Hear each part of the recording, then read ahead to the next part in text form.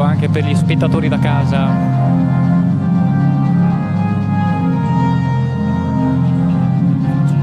Riprovo perché avevo il microfono in gola.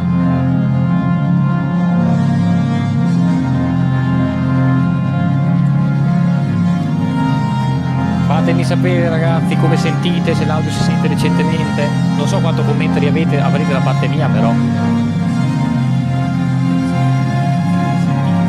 perché va alta, aspetta che la passo bene. C'è anche la musica alta ragazzi, quindi se io spengo la musica.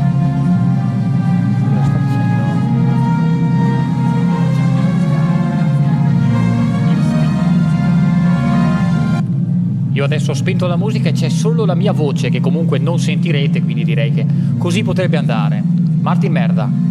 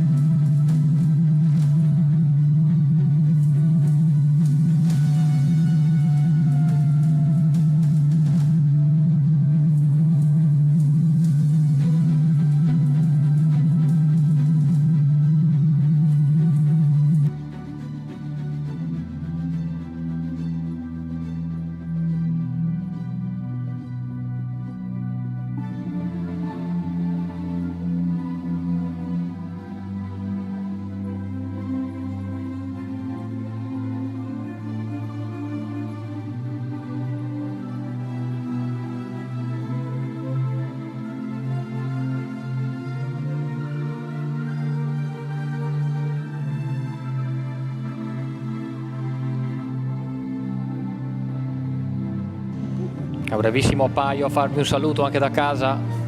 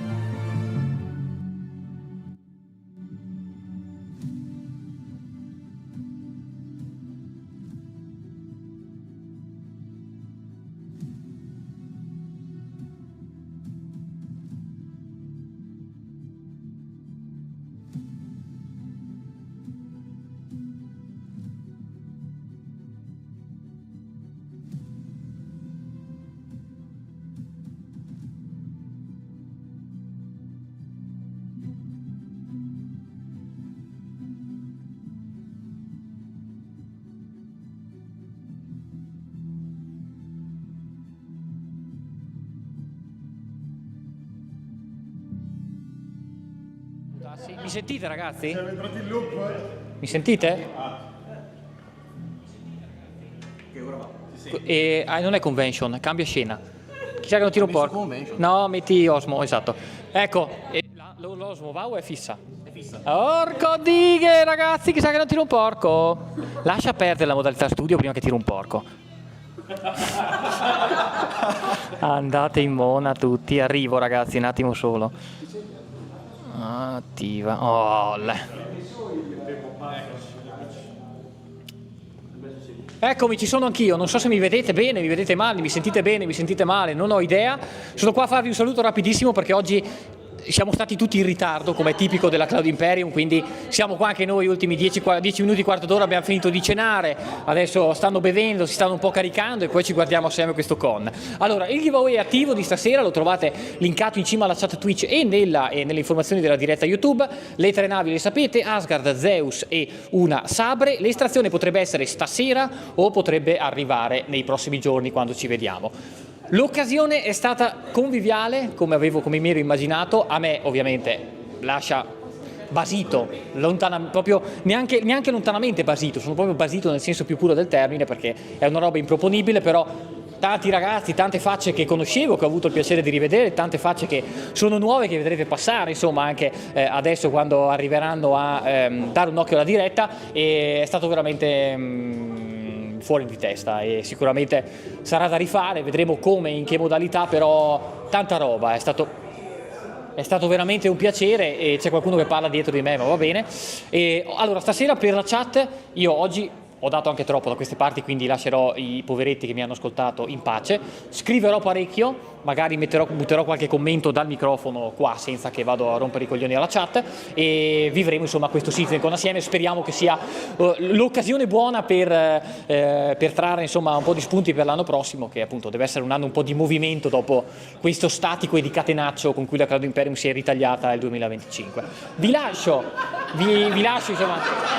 Abbiamo avuto delle proteste da parte dei pretendenti, però sappiamo che sono così, ci sono dei sovversivi, a una certa sono entrati, hanno fatto un sit-in, quindi bisogna un attimo mettersele via, e nel corso della serata sicuramente passeranno anche qua a farsi, insomma, a ostacolarvi la vista, perché l'intento di Martin è esattamente quello. Per fortuna che almeno i sovversivi lo fanno con le bandiere e non con qualche altro attrezzo anche fin troppo piccolo.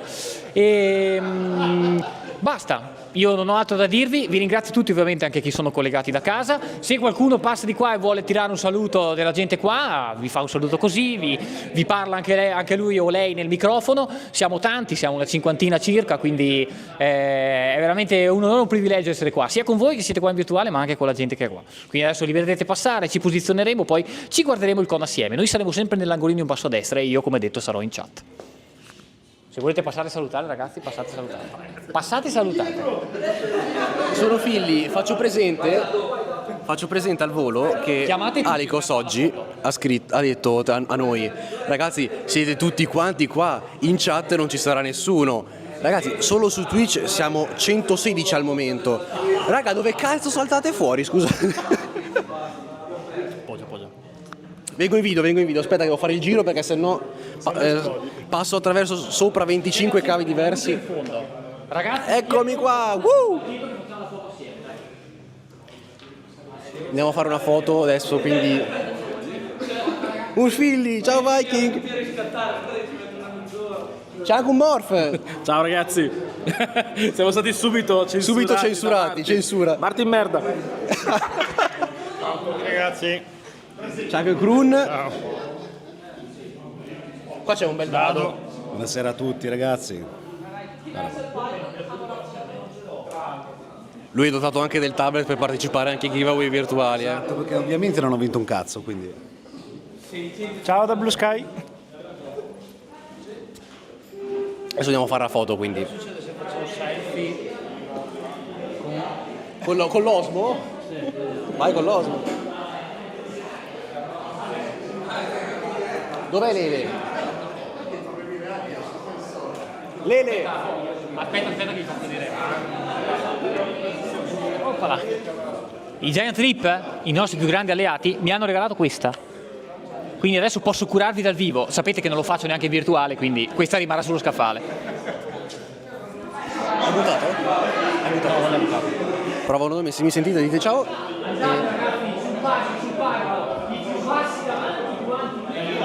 Adesso c'è la foto, quindi mi lascio qua un attimo sul tavolo il microfono. Non so com'è il tasto per mutarlo, quindi buona fortuna. Qual è il...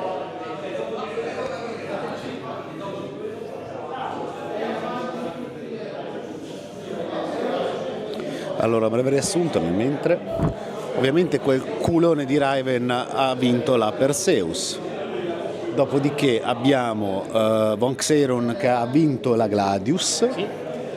E poi abbiamo La Sabre l'ha vinta? la Sabre, l'ha vinta Di cam, dai, almeno. Vai a favore di cam. a favore di Cam, scusate.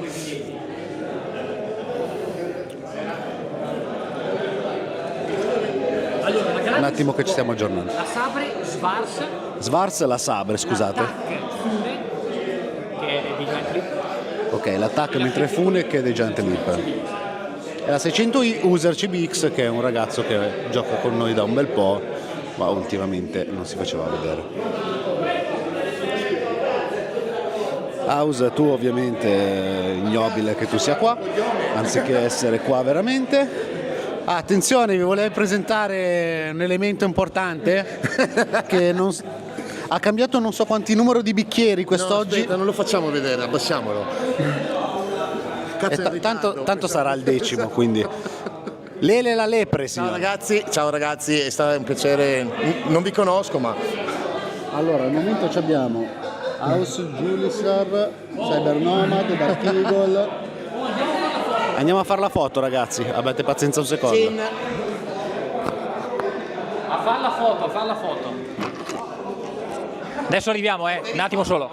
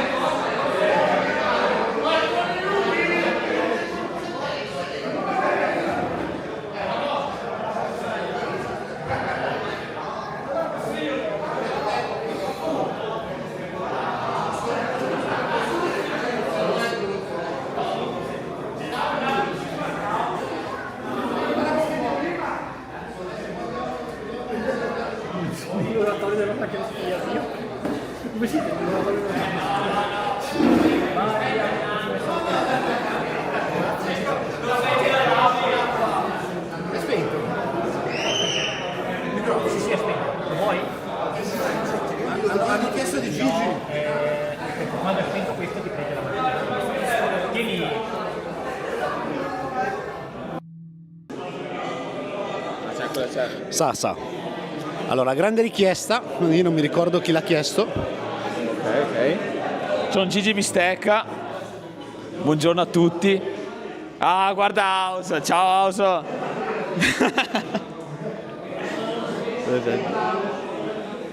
Grazie a tutti, grazie. Qua non mi fai nessuno. Bene ragazzi, no, non manca, no, perché tanto non sei un cazzo. Ok, perfetto. Niente ragazzi, adesso spegniamo penso il microfono, va il flusso video e ci guardiamo insieme a CitizenCon. A dopo.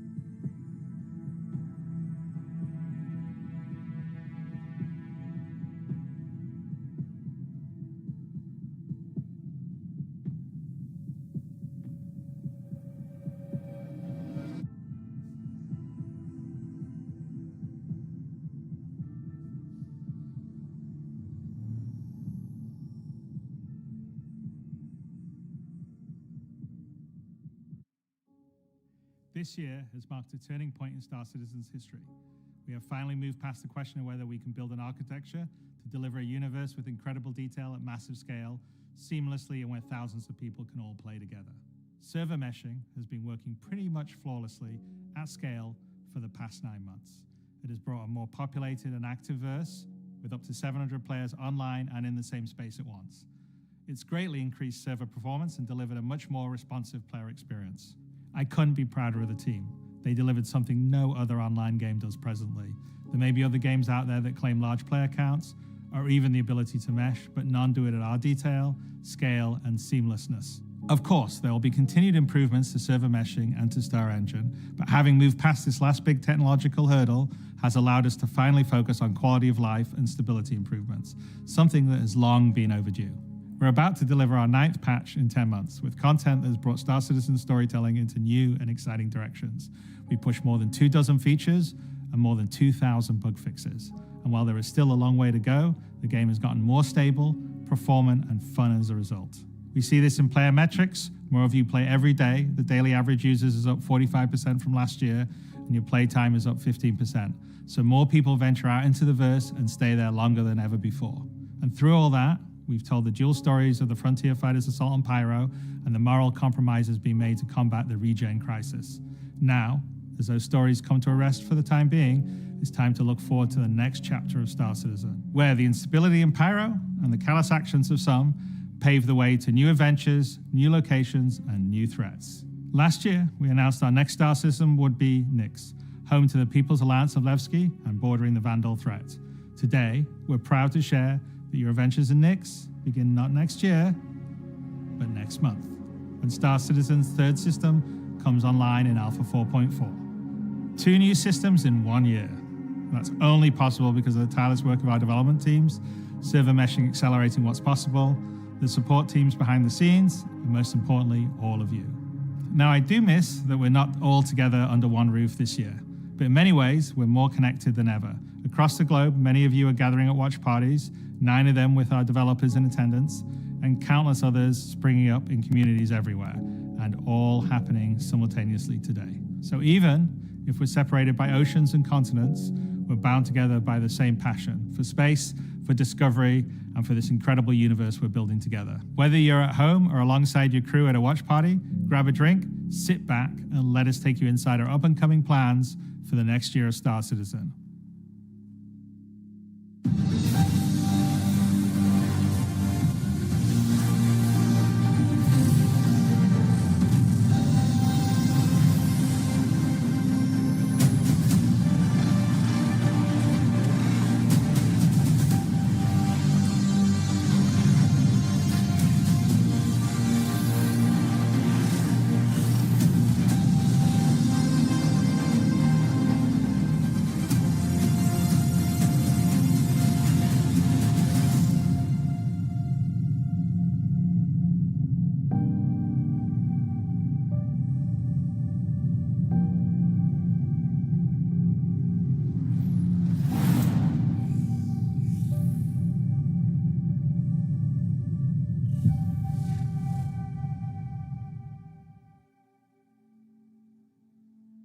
With the foundational technology now in place, the content development of the game is no longer restricted, allowing us to forge ahead with building out our first 5 star systems.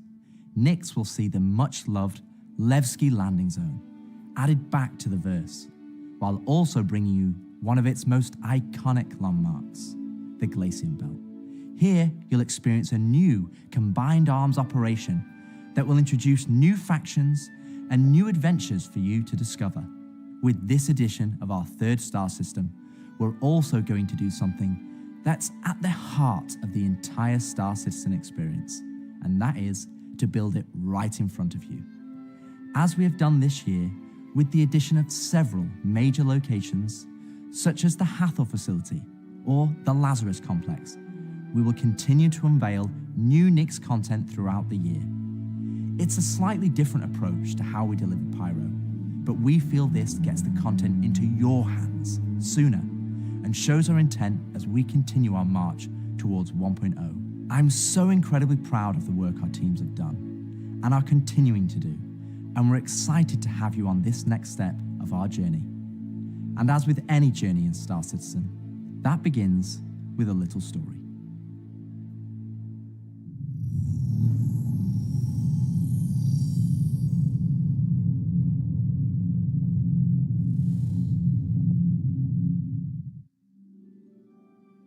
In 2025, we introduced 2 major storylines spanning multiple patches, creating a living backbone for adventure across the universe. The first was Pyro Must Burn. It connected Stanton to Pyro and introduced the Frontier Fighters, who are relentless, brutal, and determined to wipe out any threats that cross them. And with this month's release, you'll now take part in the conclusion to that storyline. The second was Science Run Amok, with the regen crisis throwing the Empire into chaos, and you all jumping in to help the various corporations respond. Through that journey, we pulled back the curtain on ASD and its shady practices, uncovering long-forgotten Onyx facilities, and met new characters like Dr. Logan Yorit and Detective Arkham Meller of the Hokro Agency. And just like the Pyro Must Burn storyline carried us into a new system, Science Run Amok is now setting the stage for Nyx, the next step in the larger story we're telling on the road to 1.0. As this new chapter of Star Citizen begins, let's hear from just a few of the team members working to bring this next era of our universe to life.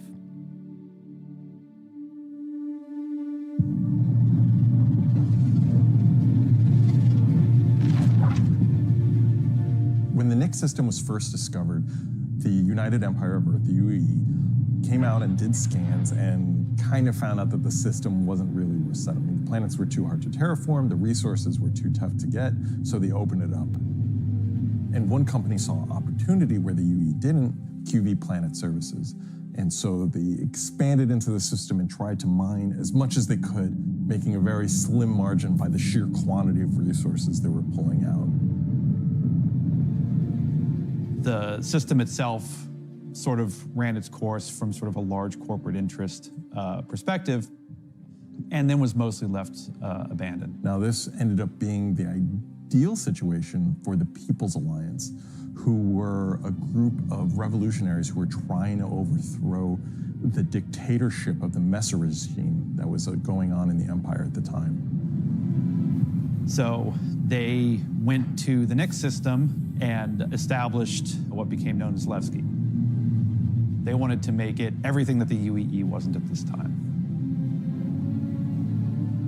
They set up what they saw as their ideal society, where everyone's voices would be heard, where everyone would be equal. But they've fallen onto hard times. So Nyx today is kind of at an interesting point in its history. Now that the UEE has kind of transformed itself into a democratic society, what is their role? What are the People's Alliance rebelling against? And they still see the empire as being inherently unfair. They see their role as still trying to create a free and fair society. But on the other hand, they have more problems than ever. And there's new threats lurking around every corner. And they have to ask, are they prepared to handle that? Or do they need to turn to the UEE for help?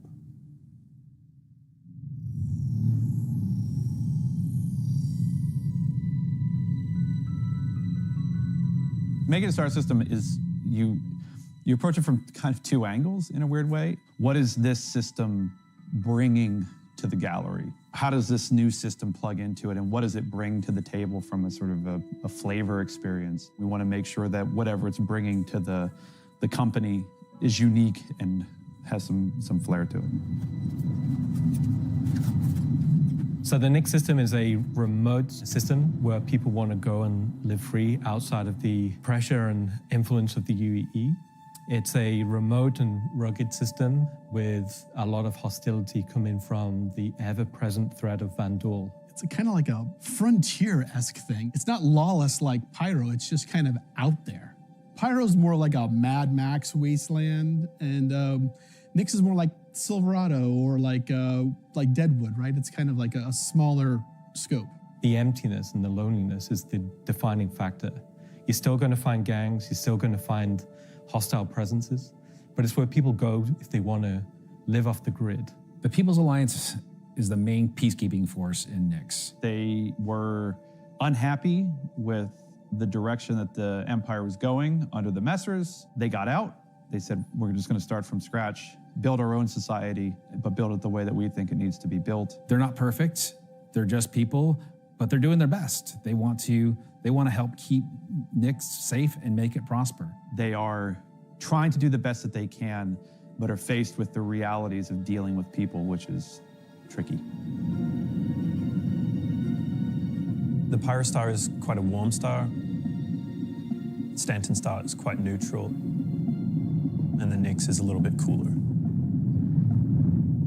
The system has its star, and it has this dark, really, really dense gas sort of nebulous cloud. And it has points of light scattered around it, and those points of light in this gas cloud is really, really hazy. So because Nyx is bordering Vandal space, it was important that we have a gap in the Nyx gas cloud where you could sort of just, in between the clouds, see a piece of the Vandal space. It feels so close that it's even like protruding some red light The level designers are using it as an actual visual indicator of where to place more dangerous POIs. So if you point your ship in the direction of it, you should find, as we build it out, that you will be in more and more danger. And I think that's really cool. To give more atmosphere, I was testing out adding some sort of space snowflakes, essentially. So when you look towards the sun, you can sort of see that sort of like sparkle. But then when you look away from the sun, you'll see the reflections and sort of like little glints of light. For the jump points in Nyx, we'll have 2 on this release. We'll have one from Pyre to Nyx and one from Stanton to Nyx. It should be going from Nyx to Castra, but we're essentially bypassing Castra temporarily. Hey, we want to make sure you can get there any way you want. Galatian Belt is a huge asteroid belt that is in sort of the middle of the system. Galatian Belt is a combination of a bunch of technologies that we already had. The asteroid fields we use for planetary rings and the gas clouds, and it's combining them to make something completely new that we've just not seen before.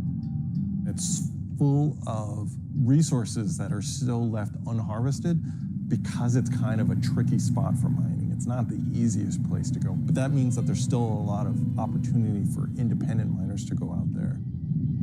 So the rocks in Nyx are a bit more sharp, like sorts of like icy look, rocky, cliff-like, very different from those in the Pyro and the Stanton. One of the big differences too is all of that extra added movement that just adds a little bit of extra flair. It's also a good hiding spot for people who are trying to elude capture, maybe set up ambushes, that type of stuff. Always feel way more interesting flying in those spaces than just, you know, through empty void. And as we build out the Glacian Belt over the next year, lots of places to put new content. Delamar is a very large asteroid in the Glacian Belt that QV Planet Services had built a mining base on that got taken over by the People's Alliance and renamed Levski.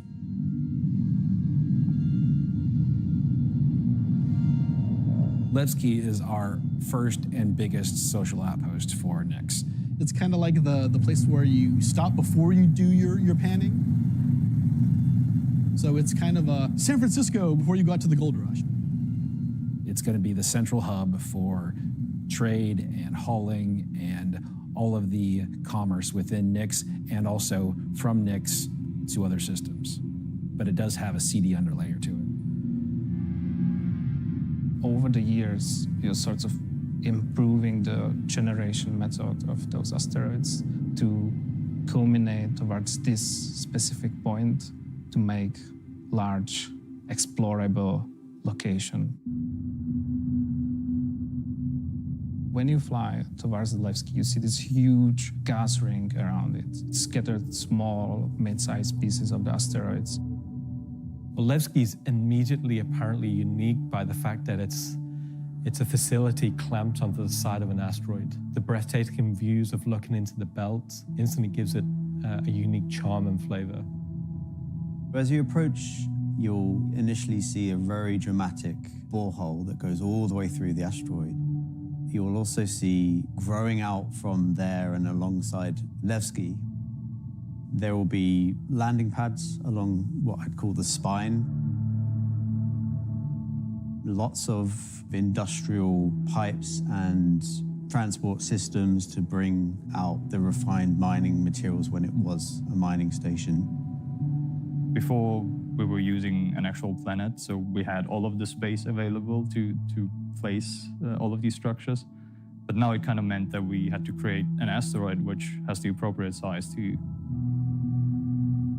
If we took the whole shot of the asteroid, you will see that there is an area to fly underneath. We plan on bringing in whole sea gameplay. So this is exterior cargo elevators. So as a team, you will be able to load and unload cargo. There's a lot more movement on the exterior. such as the cargo trains going around tracks. It's now going to be fully EVA-able. There will be walkways around the main landing zone to walk on using gravity plates, but you can drift off and kind of go wherever you want. They can explore fully the whole place, which is great.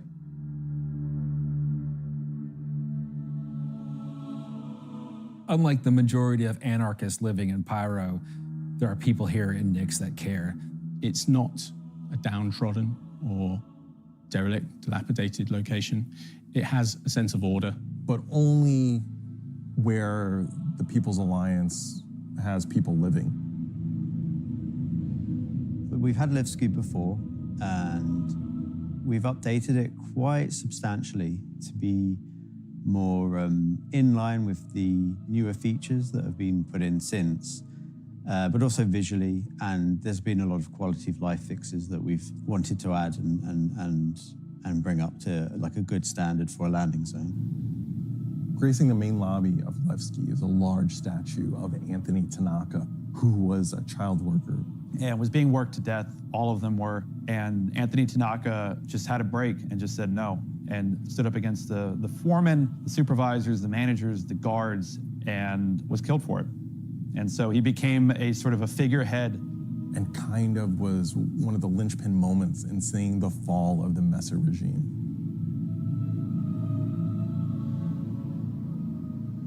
So if you take the elevator up to the top deck, you'll see the top view and the cargo area as well. So you can go through the cargo shop.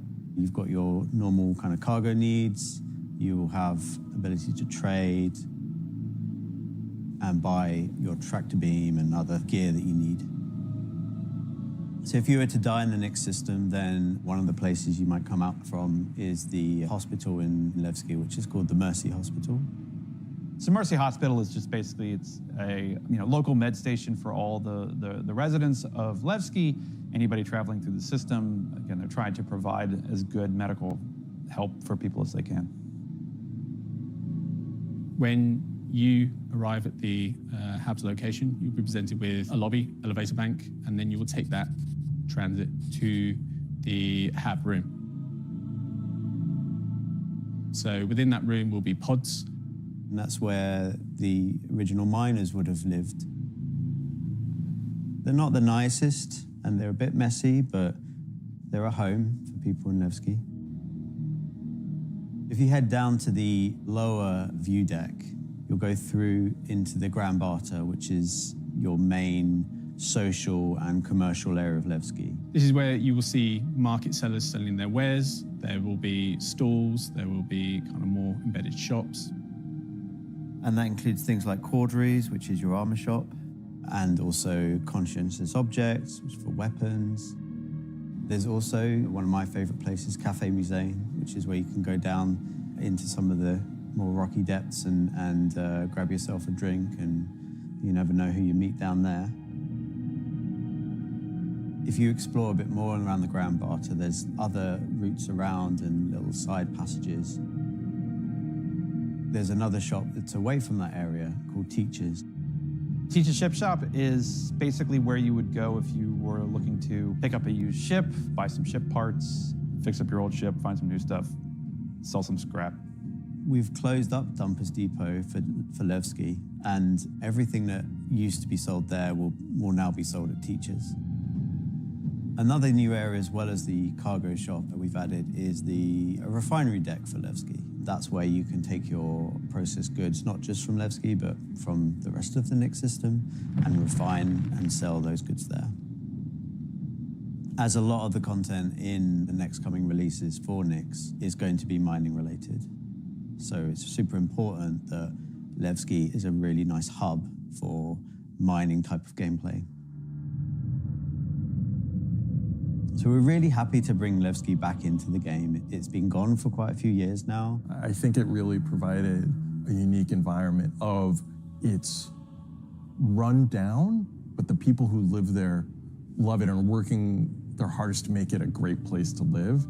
This is a location that has a lot of nostalgia for you guys, and We don't want this just to be a re-release. We do want you to go, wow. It's not going to be as complete as Pyro was when it first came out, but it's going to be our first iteration, and you're going to be able to see it grow as we work on it. Like with everything, we're always learning and improving and finding new ways. I mean, is there anything more Star Citizen than just building the system while the players watch us build it around them? It's going to add a nice dynamic to Stanton and be a much more calming of, style system than Pyro. The people that would have played it before are going to love to see this come back, and the people that haven't seen it before, it's going to be a great new location. This is the first time that I'm going to be able to touch stuff and kind of bring my own content to the game, and that's really exciting to me. Levski coming back into the game is a huge milestone personally for me. So I worked on the original quite some time ago, so seeing it come back and updated and improved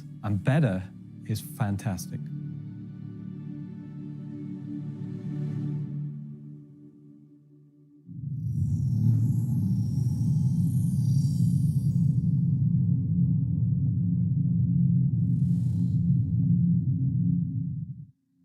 So we've talked about Levski, we've talked about the Glacian Belt, but you're probably asking yourself, what's the new gameplay activity we're going to be doing? So let's find out.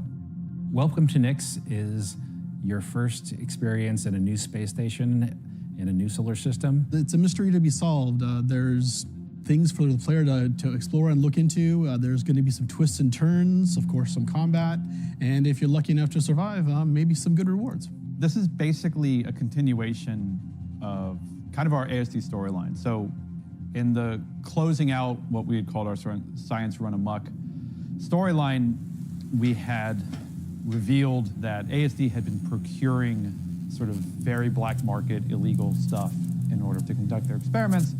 So this mission is basically going to be continuing on that trail. So the Navy has learned that illegal tech is being sold in the UAE, and they're hiring Intersect to investigate. Intersect Defense Solutions is the leading military defense contractor in the UAE. So the Navy contracts with them a lot for doing various kind of military operations that they don't want to handle themselves. We didn't want players to be working directly for the Navy. The Navy just doesn't call up random citizens and ask like, hey, if you're free, can you fly a helicopter? I guess as a player, when you can think about like, oh, where am I going to be doing missions that are capital ship battles or large fleet scale stuff or military operations, that's all going to come from Intersect Defense Solutions. Intersect have discovered the source of the illegal tech is in the Nyx system and an old abandoned QV Planet Services logistics station that's come back online. So they want the players to figure out what's going on. So when you come out of Quantum and you start your approach vector to the objective, you'll be weaving through asteroids, going through the Glacian Belt, and slowly the station will reveal itself. Now this is an old QV logistics station. It's pretty beat up, it's pretty derelict, but there's some points of interest that you'll spot as you go through. So the station itself shares design cues from old Pan Am stations found in Pyro. This architectural design found its way over to the Nyx system as the system was being established. But you'll also see some additional design cues that QV planetary services were adding, so it's a nice transition architectural point. It's fairly skeletal in design. You'll see logistics yards and cargo yards, but also facilities pinned inside the asteroid, creating this network of facilities. You'll notice there's a Polaris near the main hub. It's not a normal Polaris. It's damaged, it's broken. It's not a standard corporate Polaris. So at this point, you should be asking yourself, who does this belong to? Away from the Polaris, you'll see struts leading to asteroid bases. Now, these asteroid bases are locked, so you don't know exactly what's inside just yet. But all of this comes together to form the playground for the mission to take place. So not only is this facility unabandoned, but it's also under attack from a surprising but familiar foe.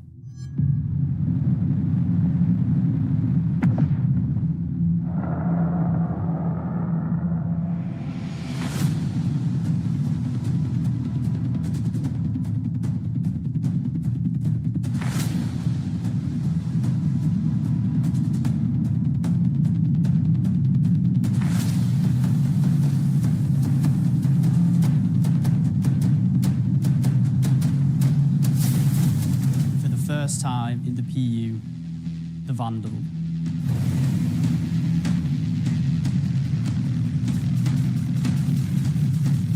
So the Vandal are a nomadic, very, very, very violent spacefaring race.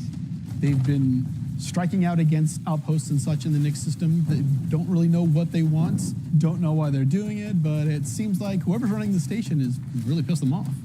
Vandal raiding parties have been arriving in the system, and they're unaffiliated to any clan. There's small groups coming in and picking at them. But as time goes on, those raids are getting bigger and more frequent. There'll be the scythes that you're familiar with, glaives and blades that we all know and hate, and a new craft for the PU, the Vandal Stinger.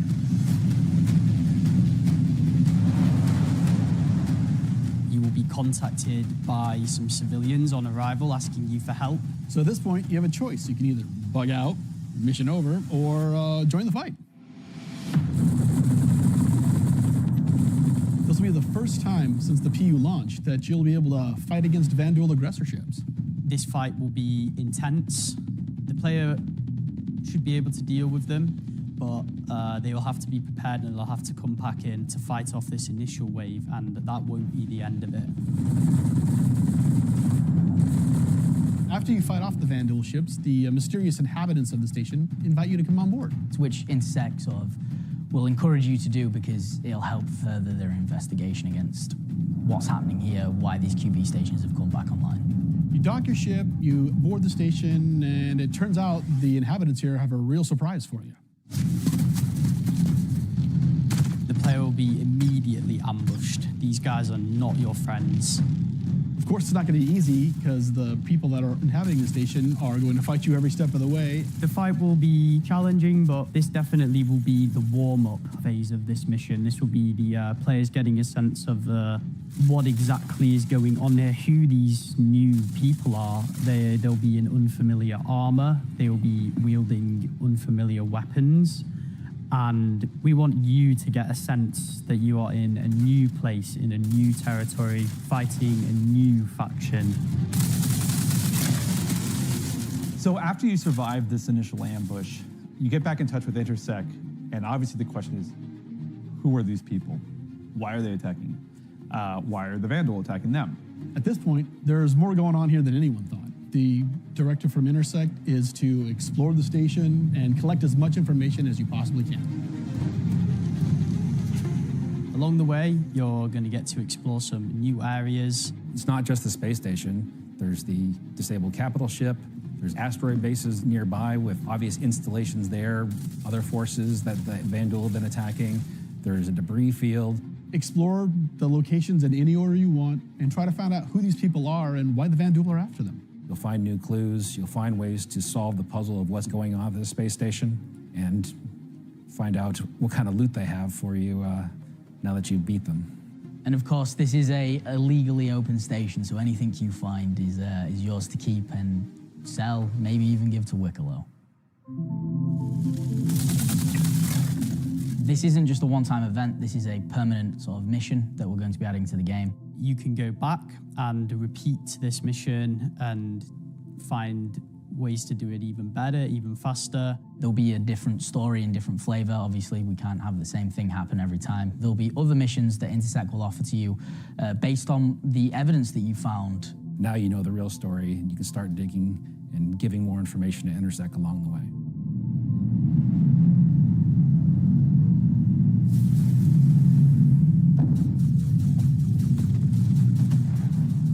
I'm super excited to finally see the Vandal in the PU. I'm excited to bring cool Vandal ship combat to SC.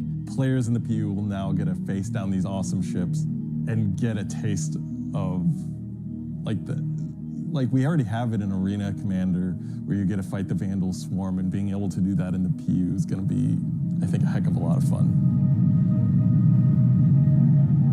So this marks a great milestone for us for not only pushing hard and adding great content this year, we're also being able to introduce the next star system and introducing the next landscape to tell new stories and add new gameplay beats into the ever-expanding universe. So we'll leave 4.4 there, If you're at one of the watch parties, please raise a toast to the great work that all the teams have been doing this year. And I'll be right back in just a few minutes to look ahead at some of the things coming in 2026. Hello, everyone, and welcome to the Voyager Bar in beautiful scenic Orizon, where the staff of Cloud Imperium Games Manchester is gathered for their very own CitizenCon Direct Watch Party. As the dozens of such events happening at locations around the world, we've gathered today to watch this sneak peek at just a little of what the next year of Star Citizen has in store for everyone. Oh, that was really good, everybody. I'm Jared Huckabee, your host for the festivities and for the show today, and let me tell you, it's not a joke, it's not a gag. Next week, we're hitting our 9th patch in 10 months, and then in November, we're gonna finish out the year strong with the long-awaited arrival of the Nix system. And in case you missed it, because you were chatting with friends, hi. It's not the lawless wasteland of Pyro many folks have been speculating, but an independent system with its own set of rules and laws and multiple ways to get there. It's an exciting time for everyone at Cloud Imperium Games because, as the architects of our persistent universe said at the start of the show, the foundational tech that we've been building for so many years has now unlocked us to bring more to Star Citizen than ever before as we continue our journey towards 1.0. Now, before we continue with the show, let's get a few housekeeping tasks out of the way. First, we're simulcast on YouTube and Twitch. So if you want the keen communities of Twitch or the 4K ultra high resolution of YouTube, you have your choice. Second, throughout the broadcast today, we want to see and hear what you have to say along the way, and you can tell us on social media by using hashtag CitizenCon. We're especially interested to see any photos from those watch parties that are happening across the globe, and we're going to find some way to bring a few of them into the broadcast later in the program. Third, we've also had a CitizenCon contest going for people to create their very own slice of life in the PU videos, and we played the winning entries during our pre-show countdown. The offerings were super varied. The idea was to work with a team to show the life of a miner or a hauler or a bounty hunter or whatever. But one guy just said, I'm gonna make a video about how awesome I am. And I respect that. So shout out Nocturnal Revenant. I don't remember if you were one of the winners getting an L21 Wolf from Kruger for their efforts, but you won the coveted Disco Lando Complete Narcissist Award. Good job. And to all the winners, I'm sure someone will either be in touch with you about your wolves or they'll just show up on your accounts. I really don't know how that process works. Probably would have been good to find out before the show, huh? He's so afraid. Either way, if you missed the pre-show and are curious if you won, you can check the replay after we're done here today. All right. I just realized that my bosses, Chris and Sandy, are sitting in a movie theater watch party in Switzerland right now. A completely captive audience. So real behind the scenes here. This is especially torturous for Chris right now because he's super excited about the next segment we've got coming up. Aren't you, Chris? And you're just sat there right now, forced to watch and listen to anything I say. Do either of you regret that decision so long ago? All right, so I've probably pushed my luck enough. Let's get to the next thing. When Nix arrives next month, it'll have Levski, the Glacium Belt, and the new Welcome to Nix operation we just discussed. But throughout 2026, we'll also continue to build the star system out with new features and new technologies that will not only set Nix apart and give it a unique identity from its sibling star systems, but continue to set Star Citizen apart from other video games altogether.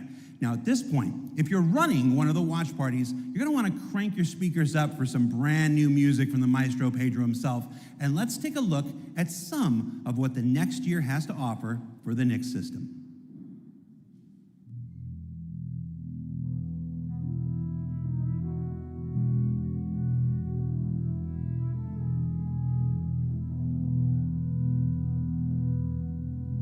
At Cloud Imperium Games, we believe art inspires the best technology.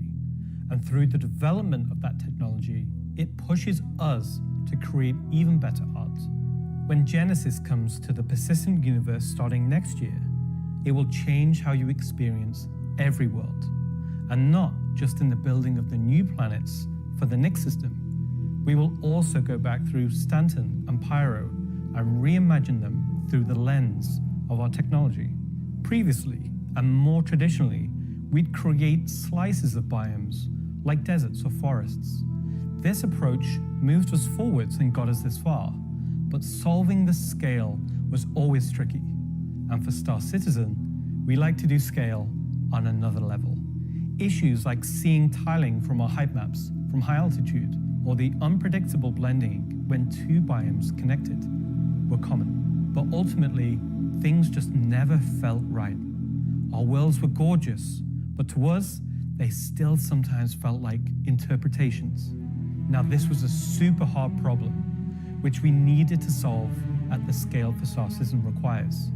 We challenged ourselves to emulate nature in the most believable way, and not just on a planetary scale, but to our level of detail.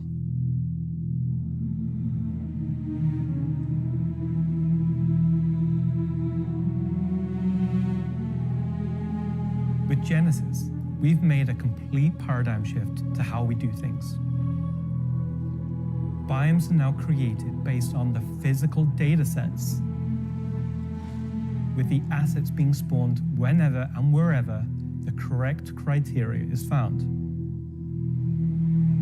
So when you see a forest or a meadow, it's no longer because an artist painstakingly crafted it there. It's now because it simply wants to be there. It fits inside our rules. Genesis also ties into our other gameplay systems. Our new planets are built from the information we create for our different datasets, like height maps, humidity, temperature, soil types, soil amounts, geology erosion data, to name but a few. This means you can now tell where to find valuable minerals as the geology looks like it would be suitable for it. Where scree piles exist below sheer cliff faces, and where rocks have broken off over time due to erosion. Of course, these new tools still give us the ability to direct the look and feel we want. The attention to detail from the tallest mountain to the smallest flower is still our core DNA. With Genesis, we can now keep that detail-orientated mindset as we focus on the quality, and it provides the quantity. Genesis provides our planets with the ultimate sense of exploration and adventure, discovery in the purest emotional form. We want you to find that perfect place, with the planets providing an abundant resource to harvest. This is a major part of what exploration is for us. We want that feeling of finding a corner of the universe that you'll fall in love with, and where you want to settle down and build your home. Now I'm going to hand you over to Will to go deeper into what we have built that allows Genesis to realize our vision. As a reminder, some of the visuals you'll see will evolve and change as we continue our technological development and hone in on the final look for Nyx. Thanks, Ian. So, in case it's not already clear, Genesis is our name for a group of technologies that are improving our ability to build worlds, refining those that we've already created, and ultimately expanding our persistent universe to the scale and quality that we all expect. I work on planet tech, so let's talk about how that's continued to evolve since our presentation last year. And instead of just highlighting some really cool biomes that we can create, let's go ahead and show how all this work applies to the upcoming planets of Nyx. So there are 3 planets in Nyx. Nyx 3 is a gas giant, and I think it's blue. It's not going to surface. I don't really know. Nyx 2 is a yellow, toxic. It's got like this high pressure atmosphere, and it's like a very volatile planet with high risk reward gameplay. It's going to have some really interesting biomes for you to discover, but for now, just know it's going to be dangerous, because today we're going to focus on what we consider to be the hero planet of this system.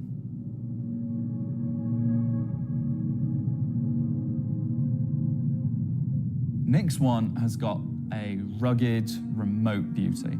It's got a diverse set of biomes, from weathered rocky mountain ranges to vast sweeping forests and grasslands, and from damp, expansive wetlands to claustrophobic, festering swamps. These core biome concepts give us a fantastic platform to hone our technology, in some cases because the current tech couldn't do them at all, or because we want to completely step up our game for them. So, let's approach this planet in much the same way that you, the player, will, from orbit. The orbit appearance of the planets going forward is far more tied to what is present on the surface. Previously, we had different data that drove the orbital and ground coloring. That's because the orbit was designed to look like vegetation that we'd place on the surface, and the ground coloring was trying to be a mix of soil, rock, and the organic compound coloring that forms the kind of colors there. Now we author much more of the data in a unified way. When you look at Earth, you see blues and greens for ocean and vegetation, and brown or yellowy tones for sand and soil. We wanted to keep it as simple as that. The same set of textures and data that define the color of the soil, sand, and rock on the ground are used to create the orbital look. We then assess the presence of vegetation and competition between different species on each part of the planet and use that to blend in tones of green, including variations due to species health and the current season.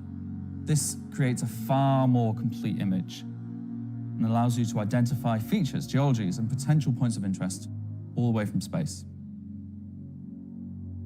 Let's go down to the surface and start with something closer to what you're used to, but in a whole new light.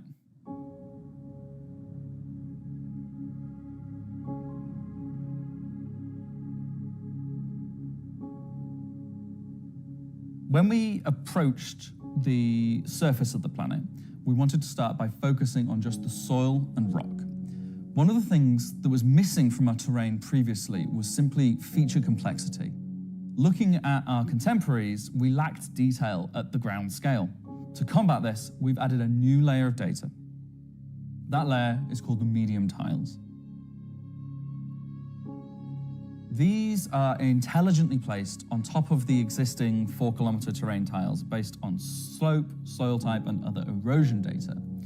And these medium tiles don't just create height changes, they also bring in local erosion data both for soil and bedrock size values. And this gives us a whole new level of terrain detail, of scale, and allows us to create far more unique locations across the planet. So now that we've nailed the surface, let's have a look at adding some rocks. We've now got two major contributors to the rock content of our planets. Firstly, long desired feature, cliffs.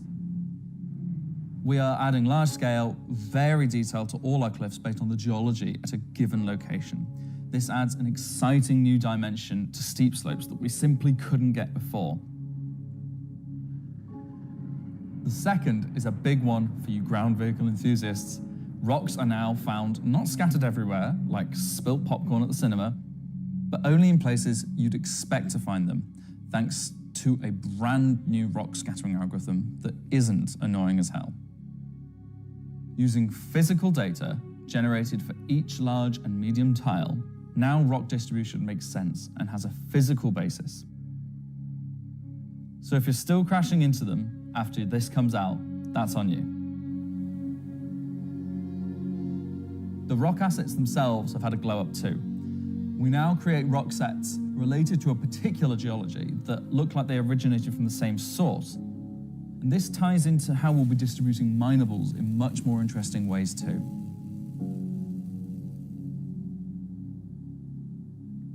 So now that our base terrain and rock scattering looks good, let's add some vegetations and explore some additional biomes.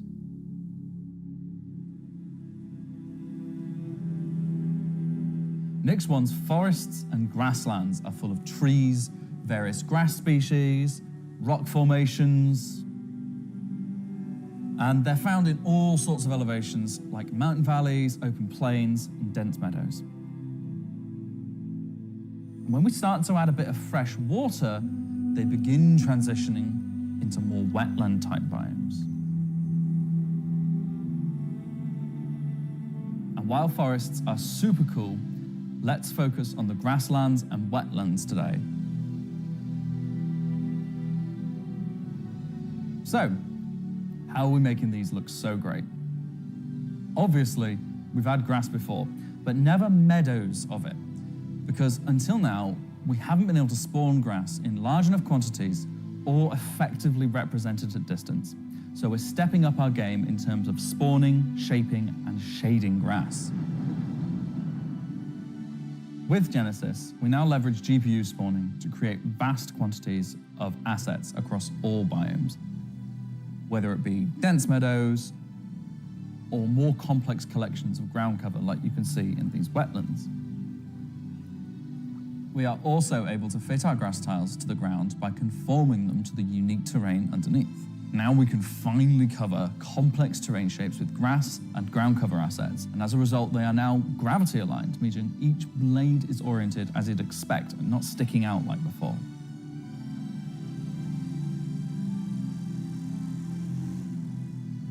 Next, let's take a look at how we light our grass.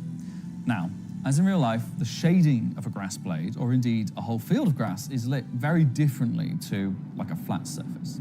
We now use a solution that shades meadows of grass far more like fur or hair. And this, if you think about it, makes sense. At a distance, a field of grass is far more like a carpet or cloth than a flat surface.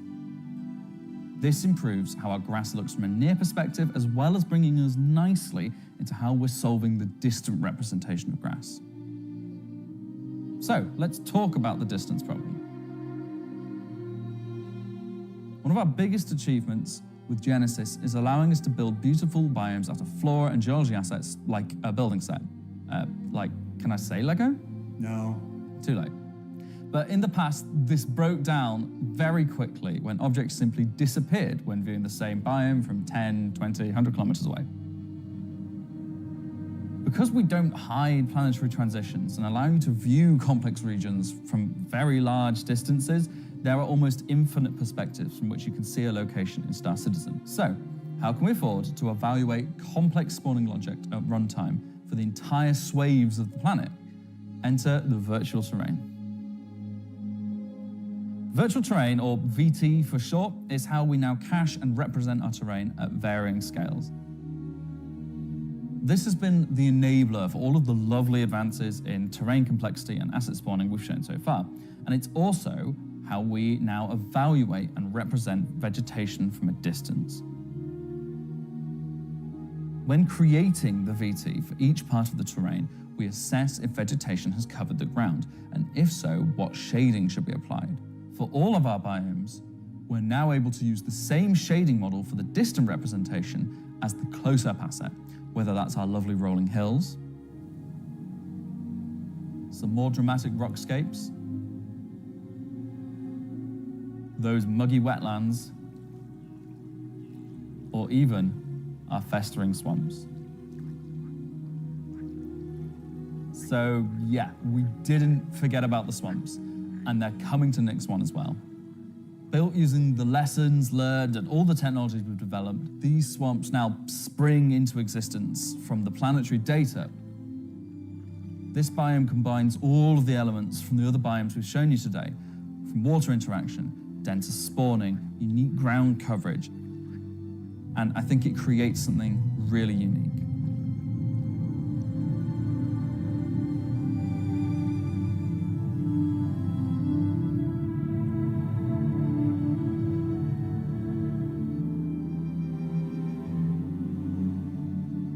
Anyway, that's our update on the Planet Tech portion of Genesis and how we're using it right now to sculpt the identity of Nyx 1. And I hope you're as excited as we are to explore this and everything we haven't shared yet next year. As you can see, Genesis is now inspiring everyone here to create planets of the quality and believability we've always strived for. A meeting of technology and art that I truly believe will set our worlds apart from anything we've done before. And with that said, let's move on to a little travel between systems, literally.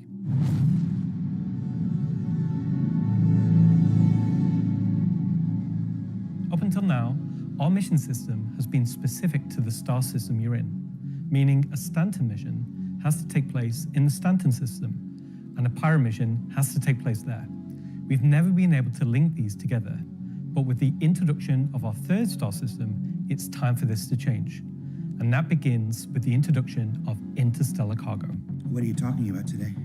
System-to-system hauling missions. Hauling is back. Jordan said hauling was gone. He doesn't even play the game? These are exactly what they say on the tin. Missions where you're going to start in, say, Stanton and end in Nyx, taking various volumes of cargo between the stations. So there'll be high volumes of cargo that kind of fulfill the purpose for the Hull C and the other series of Hull ships. And there'll be a few sort of more direct routes. So you might pick up some cargo from Ruin Station in Pyro and go through the jump point to Stanton and drop it off there at one of the Elios. So if you've never sort of experienced the jump point or going through it, these missions will require you to. They're no way limited. You can do them in any sort of ship you want, any size of ship. I'll be doing them in my Drake cutter myself, between Stanton and Nyx. Just a Drake cutter? I've got a few ships, but the Drake cutter is really cute, so. One thing that we're looking to add with these interstellar missions is scripted combat encounters where you can be attacked by NPC ships. Maybe the mission giver has tipped off some pirates who are looking to get a hold of that cargo, as well as express missions, which means the deadline timers that you're used to in the regular hauling missions might get really tight and you've got to learn to be very fast. All of the love and care that has gone into hauling missions so far, with the logistical network and making sure they make sense within the themes of the systems, just as much love has gone into the interstellar missions we're making now.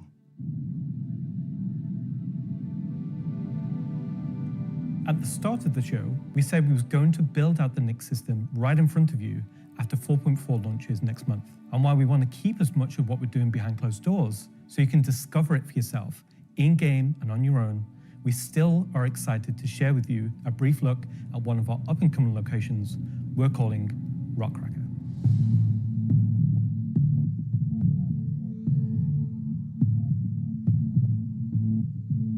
Okay, so Rockcracker, Jared, is our internal name.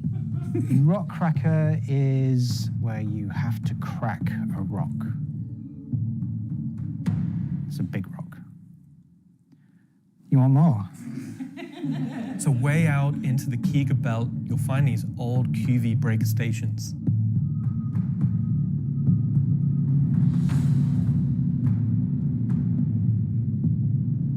These were originally industrial facilities breaking apart large asteroids and mining them down. But since they've been mothballed and been left abandoned.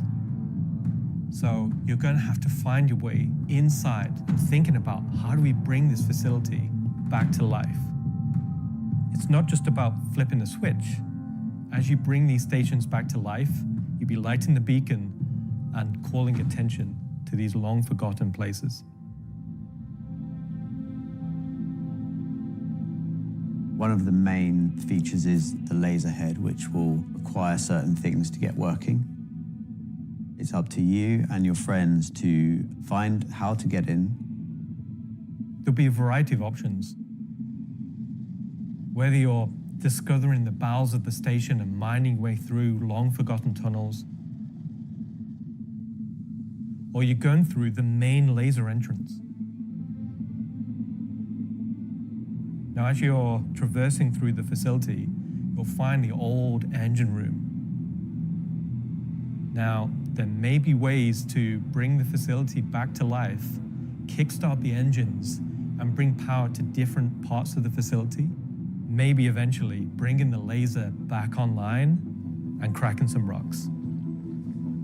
The secondary gameplay loop is FPS combat. You're not there by yourself. There may be squatters and outlaws in these stations trying to stop you from what you want to do.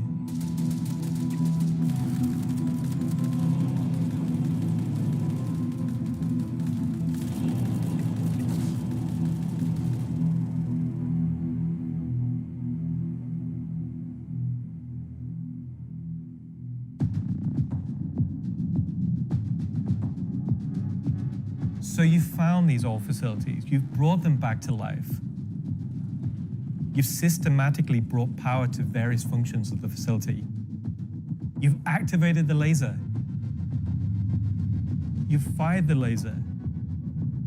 You've broken apart the rock.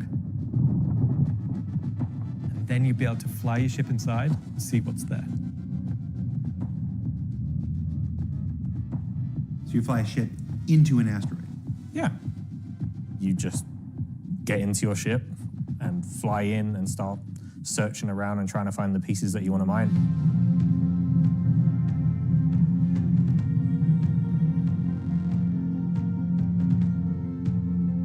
I'm really excited about Rockracker because it's a sandbox activity. You can kind of go to these whenever you want to. This content is for players who enjoy mining, who enjoy exploration, investigation, and don't mind a little bit of FPS content while they're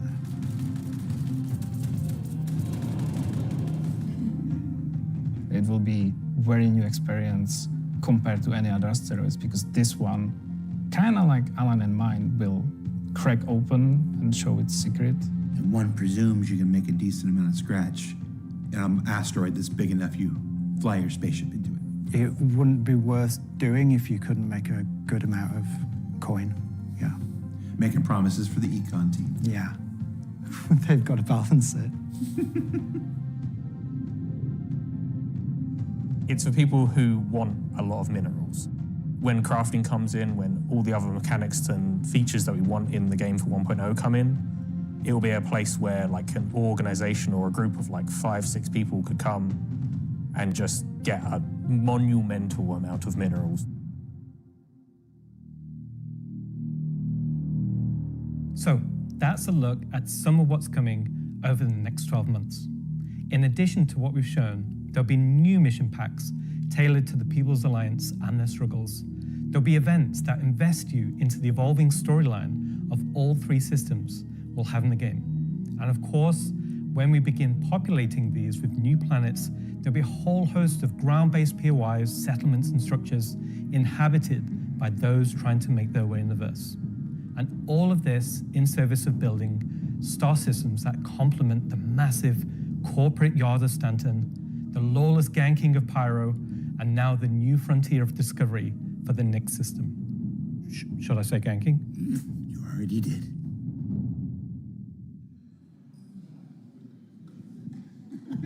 Good job, everyone. So yeah, a whole lot to take in there. Interstellar hauling is the beginning of a massive expansion to the mission system that'll let us connect these 3 star systems like never before.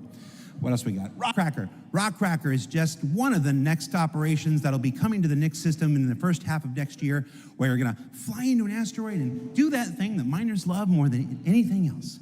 Complain about PvPers getting in their way. No, I'm being told it's mining. It's mining. And of course, one of the most anticipated features coming to Star Citizen, Genesis, and what that means for the planets of Star Citizen, including the ones already in there. So let's talk to Will Hain and find out more. And I'm just remembering that Will Hain is in France at the watch party. Okay, France. Ask Slarty Bartfast over there how they're gonna use Genesis to update the planets and moons of Stanton and get back to me, all right? And see if we can get some fjords. What else we got? The CitizenCon Digital Goodies Pack. That's a hard thing to say. That went up for sale a couple weeks ago and has a whole bunch of mysterious items in it, and that's where I can tell you now that almost all of them are tied to the Nyx system in one way or another. So let's find out what's actually in there. There's a gunship flight suit and helmet, 2 armor sets from that mysterious faction causing a ruckus with the Van Duel, and an Intersect BDU sweater and outfit, a couple of crazy weapons that I'm certain we're going to learn about in just a few minutes, some slick Levski swag, and finally, to celebrate the long-awaited addition of the Van Duel to Star Citizen, a cool Van Duel knife and adorable plushie, which I swear to love and squeeze and cherish forever. So yeah, it's a pretty solid haul for this year's Digital Goodies Pack, which you can still pick up right now on the RSI store. So now let's go ahead and transition into our next segment. Much of what you see in the show today has been the culmination of a lot of people's work in... What's up? All right, I had a dream about like this once. Yeah. Okay, so against everyone's better judgment, the thing has finally happened.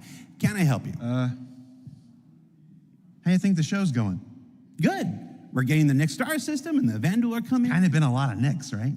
Well, yeah, but it's a major milestone and it deserves a major showcase celebrating everybody's hard work. And you got more, right? Well, yeah, there's spaceships coming up. Cool. Wow, it's like they only scanned the original community portion of me. If pictures steal your soul, imagine what face scanning in PCAP does. Well, this has been super cringe. So I'm gonna head out. Bye. Oh, regular CitizenCon is still better. You should have done that. Of course. Thank you. Part of me that isn't a soulless marketing puppet. All right. No. Let's just go to some spaceships, shall we? Hi, my name's John Crew. I'm the vehicle director here at CIG, and welcome to Talking Ship, where we're going to talk about 3 new ships coming to the persistent universe.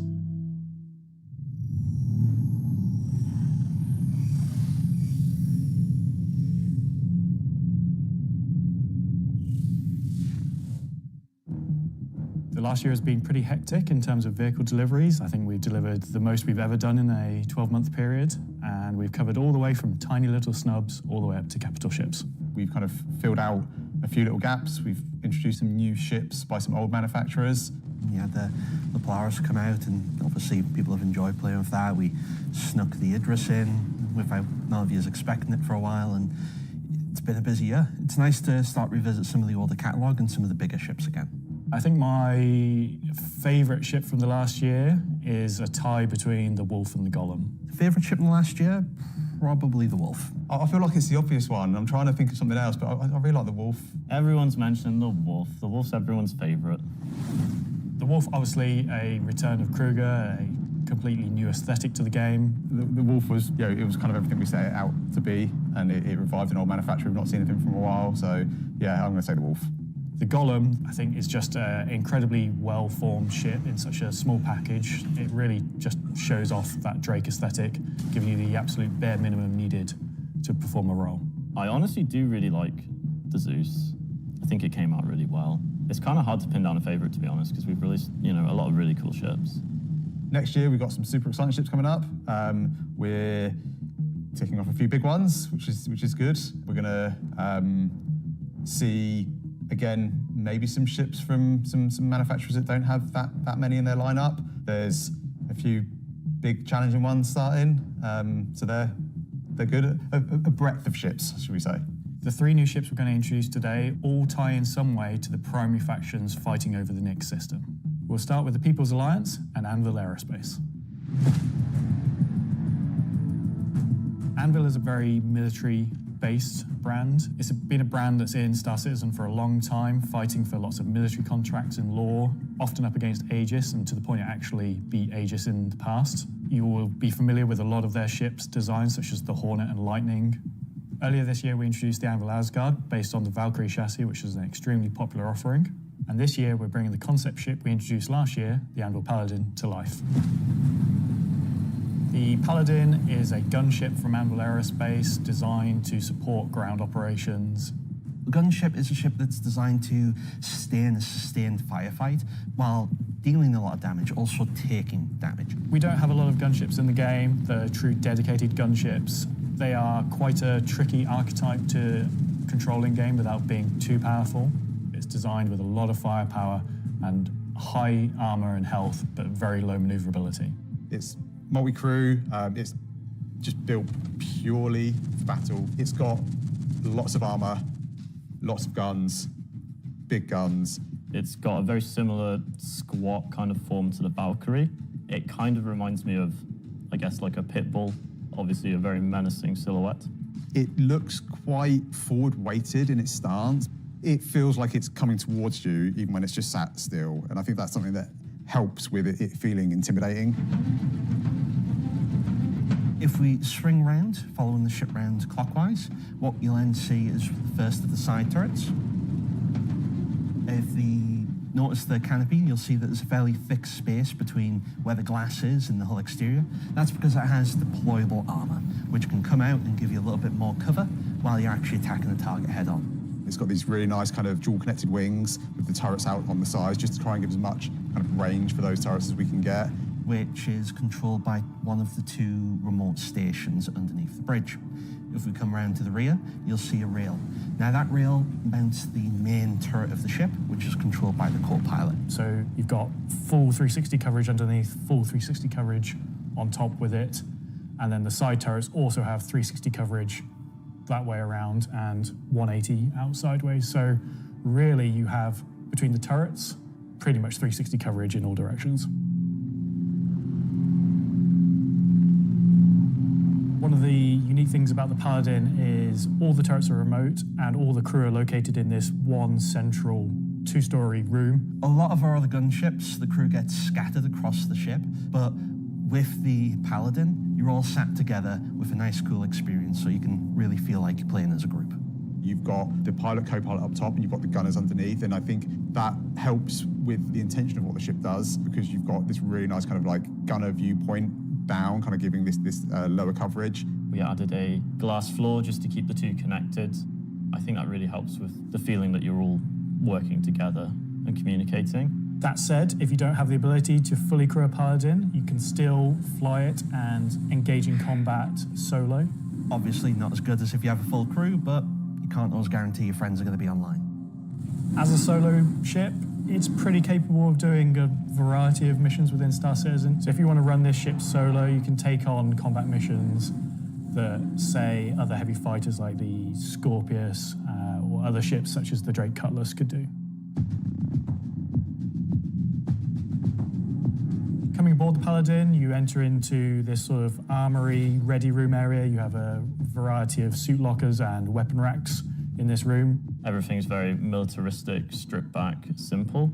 It's a very functional space, but you'll find everything you need in there. One of the improvements from the original concept is we've added a small dedicated cargo bay area, allowing you to store actual SCU crates. Forward of that is the route to the lower gunners, and then upstairs you have the bridge area, and then off that central area you have the dual living quarters, one on the left, one on the right, and then at the rear you have the main sort of engineering area where the majority of the components are.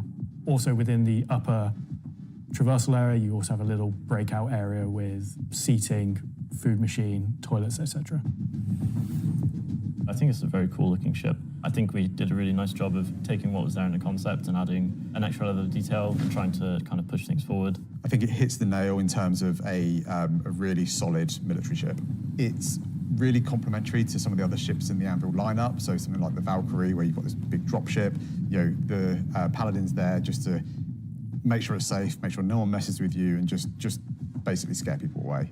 The thing I like most, I think, about the Paladin is that it's very clearly got a crew of 4, and they all kind of work and operate under the same conditions. You know, the pilot, co-pilot, and the 2 gunners, they're basically all equal on the ship. There's one toilet, everyone's got the same style of bunk. When they're at work, everyone's at the front of the ship together. It's really odd to me that you call that, you like that there's one toilet for 4 people. Well, you know, it's you all work together. You're all equal at work. You're The toilet seat never gets cold. Toilet seat never gets cold. Yeah.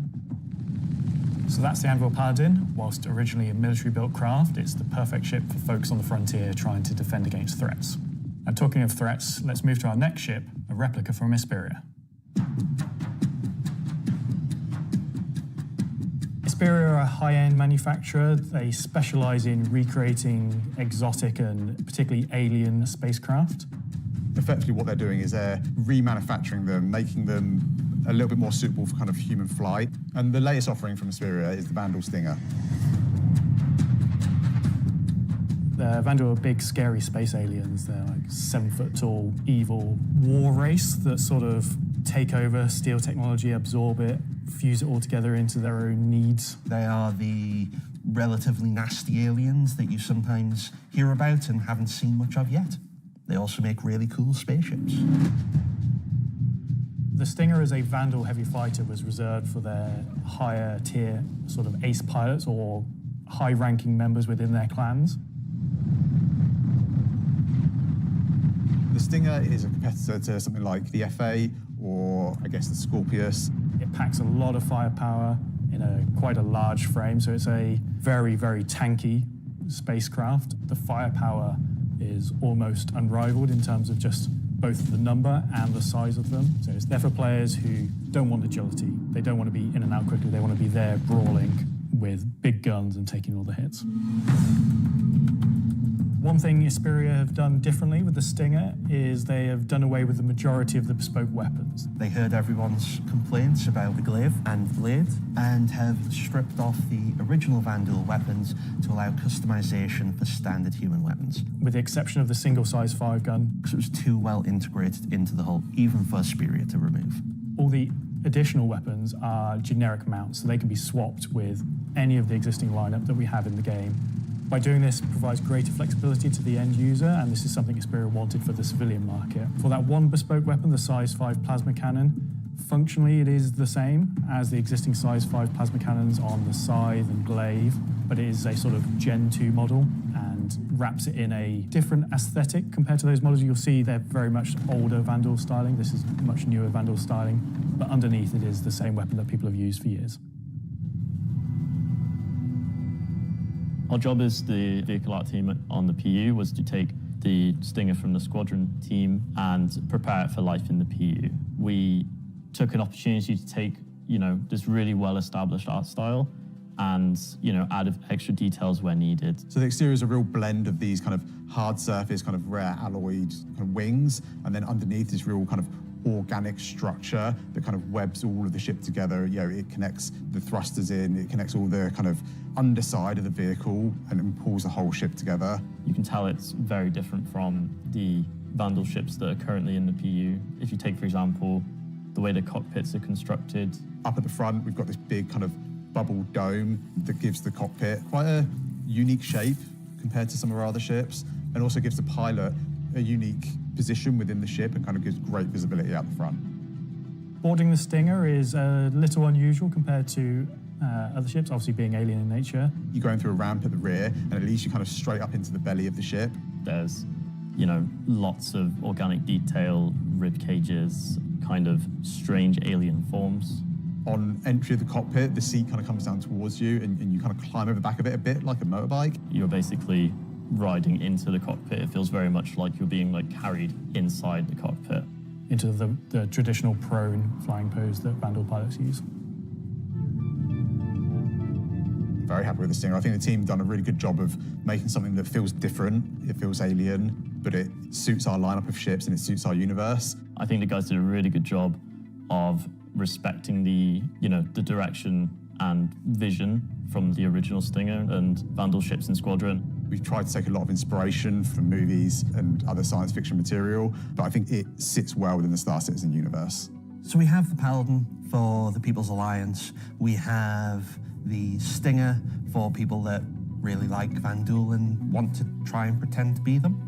But what about the other mysterious faction we have running around? So Gray Chowdhury got his start as he was working at a cargo center out in Odin. He started being able to get his hands on some stuff that other people couldn't, items that necessarily you couldn't find on a store shelf, but you wanted anyway. I think Gray is interested in, happy customers. Gray just sees themselves as a conduit to get these things in the hands of people who would appreciate them. And I think that his latest offering is really going to turn some heads.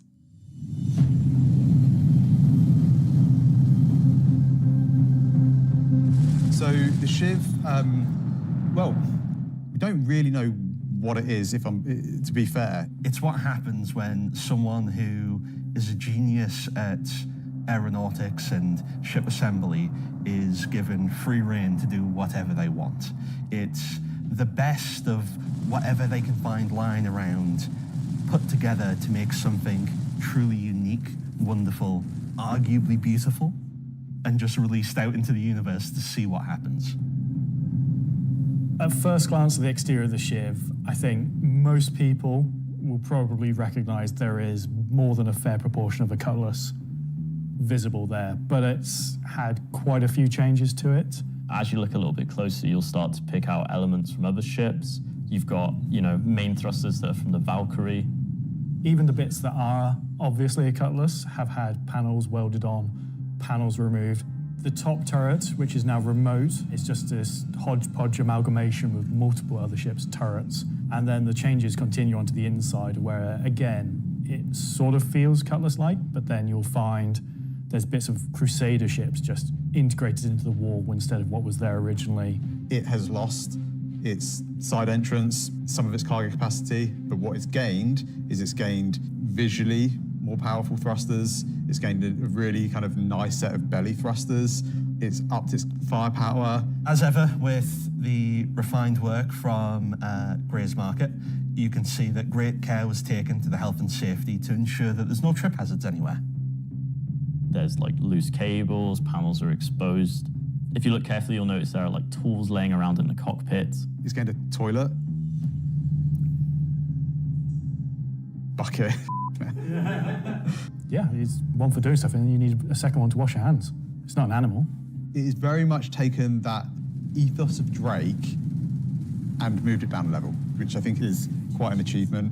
Just look at this thing. How do you even begin to describe the madness that created this? It's the Shiv.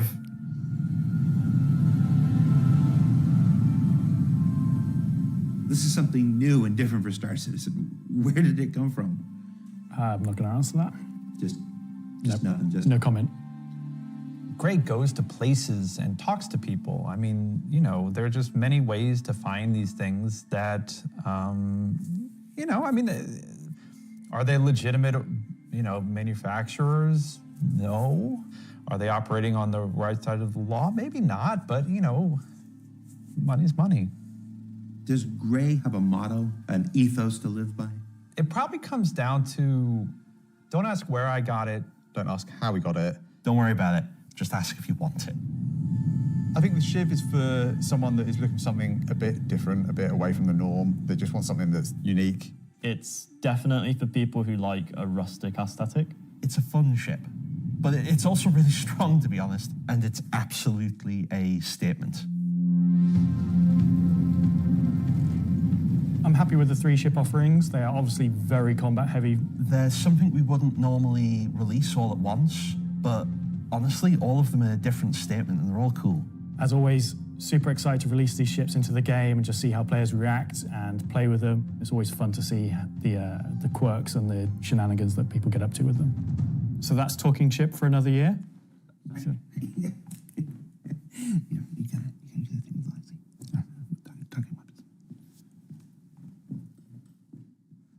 So I've just been informed that we have to do a bit of a timeshare agreement this year, so we have to throw it over to Alexei for Talking Weapons, which is an extremely original name.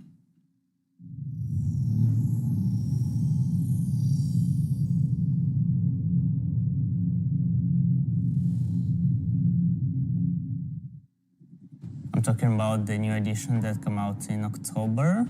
The non-weapons are essentially the weapons that does not have a manufacturer, the weapons that you can think of that were made by space pirates. Gray sells whatever he can sell. Sometimes he gets his hands on some weapons that come from unknown origins. He will sell things that no company in their right mind would ever make. These are the most kind of like scrappy and taped together and the most kind of like pyro-ish weapons that you can think of. Right now we're releasing 3 new weapons. Rocket launcher, the LMG, and the long-awaited Space AK. I think this is the one that not only is the most in demand, but I've been politely badgered about the most. It's a fun rifle that basically fires energy and ballistic in sequence. So your first shot will be your ballistic, your second shot will be the energy. You'll see on the top of the art, there is a bolt that cycles the rounds, and that goes off with the ballistic shot, but it does not go off with the energy shot. And that is just like a really fun way of making a weapon work in kind of like a scrappy, glued together kind of aesthetic. The LMG, this thing is a really fun, slow-firing, hard-hitting beast. It will bring the 50 cal, and the only other weapons that have this right now in the verse are the Bearing Sniper Rifle and the Coda. Honestly, if you even get hit by one, you just instant tier 1 injury, back to medical. Are you even trying anymore? You know what? We made all these really complicated, fancy guns, and some people just want, I want a slow firing rifle. Give me a scrap together box that fires the biggest thing you can possibly find. We don't have a rocket launcher of this caliber. It will be 3 grenades straight together that you pull into the tube and fire towards your enemies. The cool part about it will have an arming distance, so you will not be able to just point it towards an enemy. It's also going to have a lot of spread. So essentially, you're going to have to get very close with your launcher to be able to blow up ships with a single payload in it. You can't actually aim with the apparatus, because if you've got the tube on your shoulder, and you try to aim it, you'd have to physically put the tube in your head. So we were like, oh, we can't have an aim apparatus for this. And then we realized, like, it's in the spirit of being a tube that you can't use the aiming apparatus, and you just kind of like, all right, I think that's the middle of the screen, I'm going to hit it. It's in the spirit of being a tube.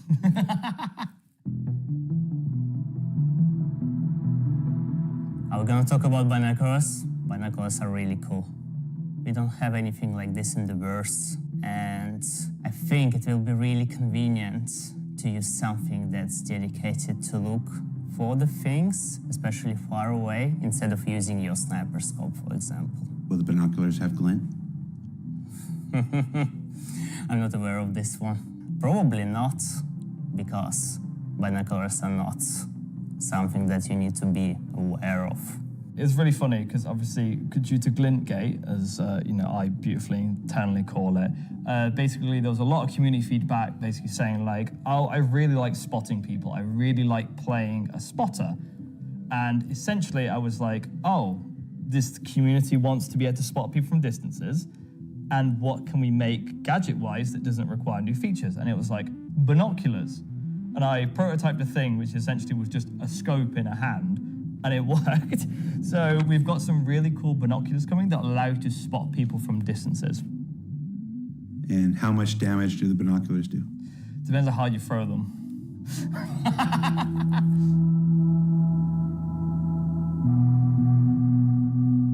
Thanks, Alexei and Zach. That's the end of this segment for this year. So that's talking ship and weapons, unless anyone else is going to come and tell me something else. It's been an exciting year, and I think the next year of ships is going to be even more exciting and expansive than this year.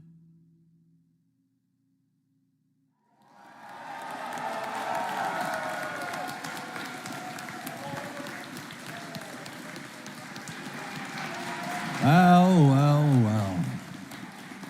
That is an eclectic bunch of combat ships for the verse, and they're all available right now up on the robertsspaceindustries.com store. Also, any minute now, there's going to be a PTU drop that includes all 3, so you can fly them now ahead of their release next week when Alpha 432 goes live. 3 combat ships. I wonder if they'll have any additional uses coming up later in the show. That's a hint. All right, what else can I shill? Oh, there's merch. We've got these cool new Levski desk mat things. These are always popular. There's some Levski metal posters on the store, and of course, love them or hate them, but you can't avoid them. There's this cool new Wickelo's Emporium t-shirt. Yeah.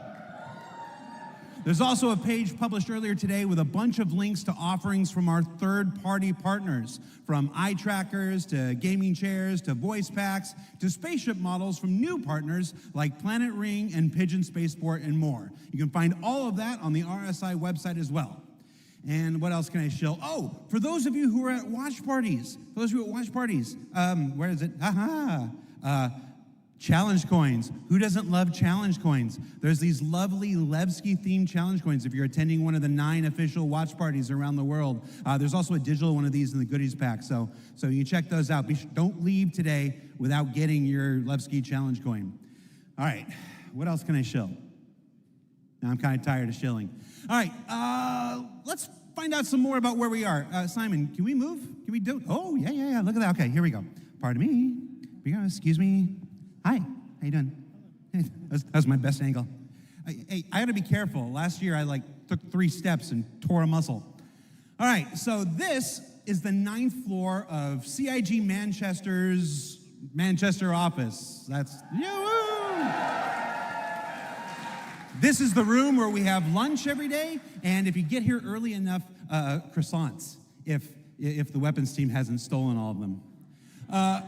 Over here, we got some cool mannequins representing different aspects of the game. You got the ever-present, Hurston security armor over here. That's really cool. You got your Dusters armor right here. You got this guy from a game that we're not talking about today. Marine armor, yeah, it's all pretty cool. And then when you come over here, got a nice little recreation area. There's some sim pits over there for people who need to test that kind of stuff. We got this cool Krigeri Bengal carrier. Come over here, shoot it. Go down the nose here. Watch this. It's pretty cool. I'm gonna go over here. Can you see me? Hi, Mom. All right. So yeah, and what are you doing, Richard Towler? All right. I thought John went to Washington, D.C. Let's see, what else we got? We got cool Voyager bar here. This is where we get all kinds of breakfast goodies, coffee, stuff like that. Hey, who remembers the big coffee controversy of 2016, where everybody took to Reddit and pondered the question, do devs deserve coffee? I do. You want to see what next year's big controversy is? Check this out. I'm gonna come over here. Do devs deserve coffee? Welcome to the Stargarita machine. Yeah. Do devs deserve frozen deliciousness? I don't know. Go to Reddit and let us know. All right, let's see. Let's go over here. Competition winners. We have the list of competition winners. Can we put that on the screen? Yeah, competition winners. Remember the competition for the CitizenCon winners? The people made the videos, and we gave them a Kruger L21 Wolf. We actually have the names. They're behind me. Look.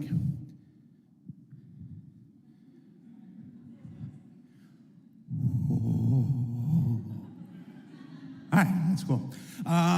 Also, everybody's got food. Do I have food here? Oh, somebody's supposed to save me pizza.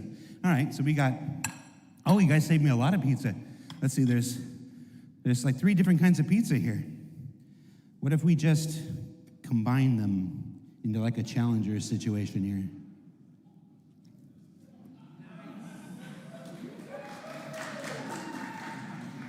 That's a CitizenCon throwback if you're not familiar with it. So I have now crafted my own pizza experience. And that is a terrible segue into our next segment. Gemma, Gemma, are you there? Yes, Jared.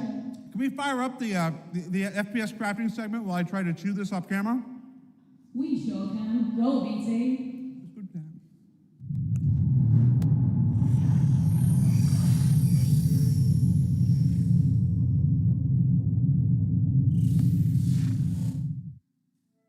Star Citizen, at its heart, will always be an enormous sandbox experience where you can set out to tackle the universe in whatever ways you want.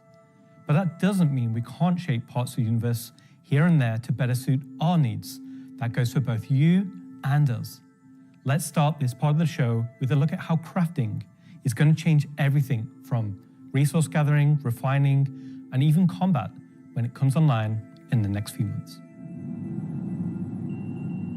First version of crafting is going to be quite small in scale. We're going to use it as a kind of a concentrated effort to allow the players to experience the initial UI, the flow of gathering materials that have different quality, and using those to craft items which are better than what they have currently in the game. The first version is going to be primarily FPS items that you can craft, weapons and armor. For Star Citizen, crafting is our primary progression mechanic. Star Citizen isn't your standard MMO. We don't have levels. We have ships. We have gear. We have things that you create in the world, you perfect, you research, you improve. And those items, those ships, those vehicles, the armor and weapons, that's how you progress in Star Citizen. Crafting isn't just a progression mechanic for creating new items. It's also a fundamental change to how we handle resources in the game. The materials that you collect, how you refine them, quality matters. Crafting the weapons, you'll be able to have some quality materials to influence the item stats on those weapons.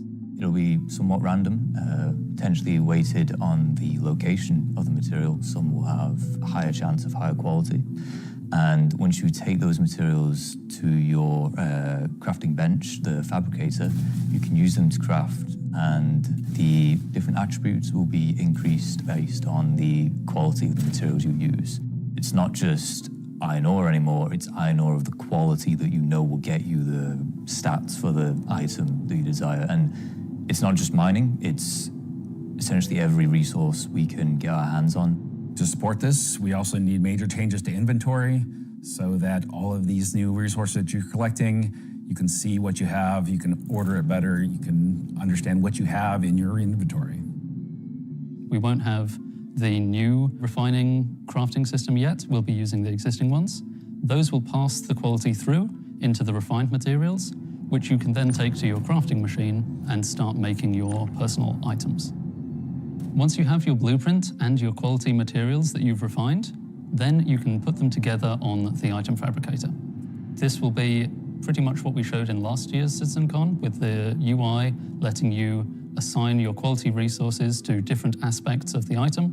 Once you're happy with what you see on the preview, you'll be able to click to craft, and it'll get queued up, and your result will be produced sometime later. You'll be able to get the new crafting machine from shops in most landing zones. You'll be able to bring it up on your freight elevator and use it in your personal hangar, or tractor beam it around and stick it on a ship if you want to use it from there. There'll be a small amount of blueprints you get credited to your account just to test and mess around, but the vast majority of them will be earned through missions, and then you can use that blueprint to craft the item that it is that you've got the blueprint for. So it should be a good reason to go and test all the different various missions in the game. The advantage of crafting your own items is that they'll be better than anything that you could buy from shops. You'll be able to increase and improve item stats that are relevant to your gameplay. Maybe a gun will shoot faster, maybe it'll do some more damage, or your armor will have greater resistances against environmental effects or incoming fire. You might be wondering, what about the upgrade and research? That will be coming in a subsequent release. We're happy with this initial scope for crafting. It's going to be so valuable for us as devs to kind of get the metrics in, get the feedback in, because then we can make the changes that, you know, they only become obvious, so to speak, when you have kind of mass amounts of data and mass amounts of users using it. So I'm very excited to get it out in the wild. It's our intention to get crafting out on tech preview by the end of the year and get the testing we need so we can release it when it's ready.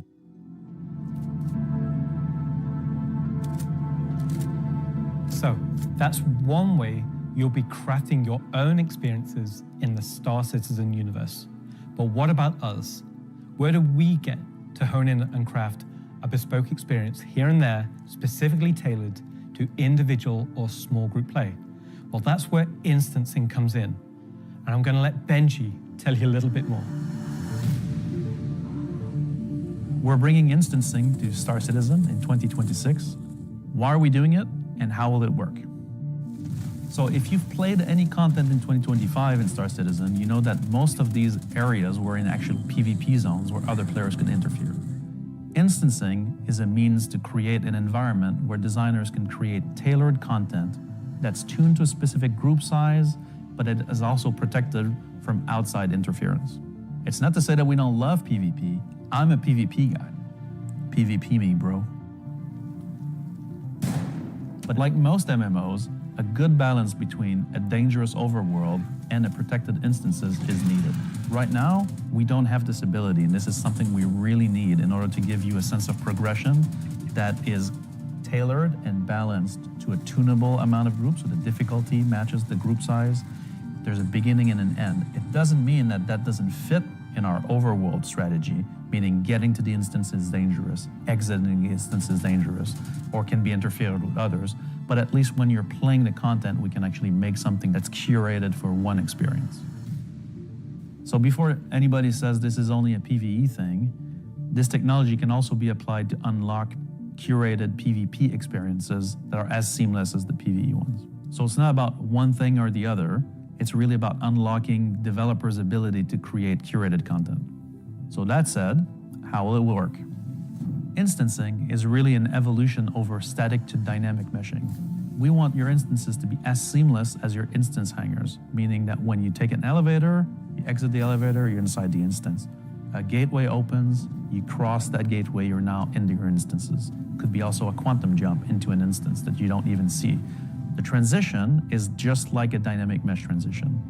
And so throughout the universe, we will be able to add these areas that are open or closed instances that allow you to join in either with a party and have a reserved instance for your party, or join in open instances that has a number of slots. And so some of those areas will be completely instanced on different servers. This allows us to leverage the compute power of the entire mesh. The closed ones will be really to drive one piece of content. You enter and exit seamlessly, just like we do with your instance hangers currently. Let's go and find out what one of our first instances will be. Siege of Arisen was an event we did previously, which created a gameplay scenario where the player had to run through and progress through contested islands of Arisen. This was a high-paced, high-intensity event, but it struggled a little bit from its technical execution. But now with the introduction of instancing, it gives us an opportunity to evolve it and modify it and make it better for you and a small group to work through that activity.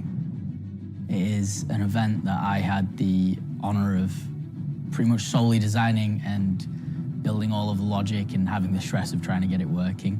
Agent Dooley from the CDF puts the call out for volunteers because basically the Nine Tails have taken over sort of a cluster of floating platforms in Orison. And you are there to kill these sort of lieutenants of this terrorist organization and take back control. So in our current thinking, Siege of Orison is designed for about 15 to 20 people fire team. So you, your friends, or your org will go in, you'll all have sort of dedicated roles. Some of you might be the tank who brings in the heavy weapons and sort of pulls the fire.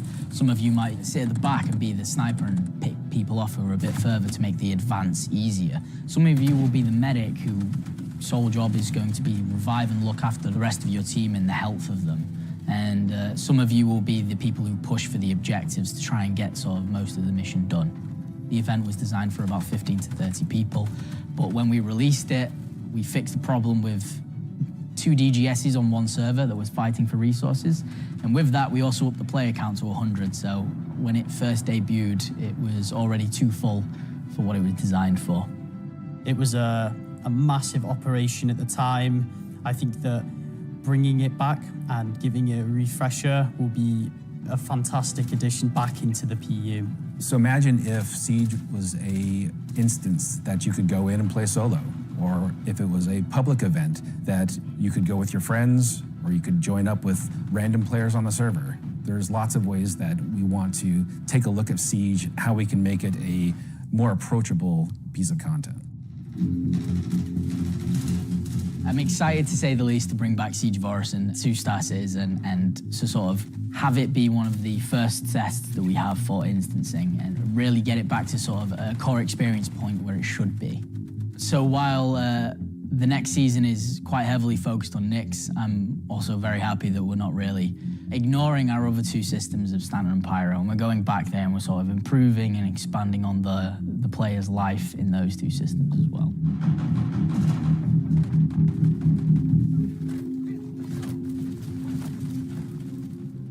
Yes, and while things like Genesis, interstellar hauling, crafting, Siege of Orison, and more will reveal next year, we'll continue to bring life into the existing universe outside of Nyx. There's still one more exciting use for instancing we're building right now. It's an earlier look than normal, and some of it is still in white box, but we're excited to share the first look at a major content release of 2026, and what it means for progression-based gameplay. As an evolution of our Building Interior initiative, you won't discover it by accident, because when it's complete, it will be found deep within the heart of Levski itself. This is the Municipal Works.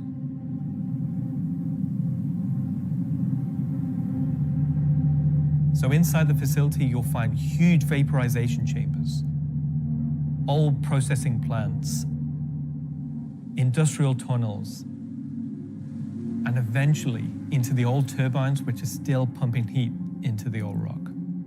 So this is the true history of Levski. This is a place where you won't see in Lorville, you won't see in I-18 or the other landing zone. It's the pure basis of Levski. You will have, of course, metal and tunnels and more structural plays, but you will also see a lot of rock and cave. So it's not a place you go to take vacation. It's really a place you go to fix stuff. Not everybody has what it takes to come down there and do the job that needs to be done. All of your sewage systems have stopped working. Everything's going to quite literally. And so the player is tasked with their group, most likely, to go into there, take out the outlaws, and get the facility working again. So let me get this straight. This is literally a mission to fix the toilets of Levski. It's not just the toilets. You're also trying to turn on the air. Air's a bit more important. It still works in Levski, but they have maybe polluted air because it's not being cleared properly. It's not just for the toilet. Mission. It's also a little bit more exciting than just going into some vents. It's like a free-layered system where there's 3 chapters. This will be mission-driven and repeatable. Everything from mining to salvage to combat to investigation, a variety of roles. Narratively, it's a real sandbox. Every progression you do will unlock a new area that will link back to previous areas, complexifying the play space. We've been wanting to have more gameplay around landing zones for a long time. Now that we have instancing tech coming online, that allows us to do something that provides really cool gameplay close to a landing zone. With the missions, that's what will create different overlays or change the spaces or change the progression, but it'll be the instancing which will enable us to create tailored content to you and your group. So you're going to be able to play a part of it, make your progress, and then log off. And then the next time you come online, you'll be able to pick up where you left off. It's going to allow players to return back to it at different states depending on how much you've progressed and be able to keep it going until you've reached sort of the end of the whole 3 chapters. Where you're not going to have other people getting in your way. It's you, your team, your party. It's a way of giving players content where they know exactly where they're at and they can keep going back to it and improving sort of their own progress and ability to jump through them faster and faster times as well. So that's a look at how we'll be allowing players and developers alike to create more crafted experiences within the greater sandbox of the persistent universe. Okay, is that it for me at this point, Jared? Almost. Throw it back to me, and I've got one more for you after this. Back to you, Jared.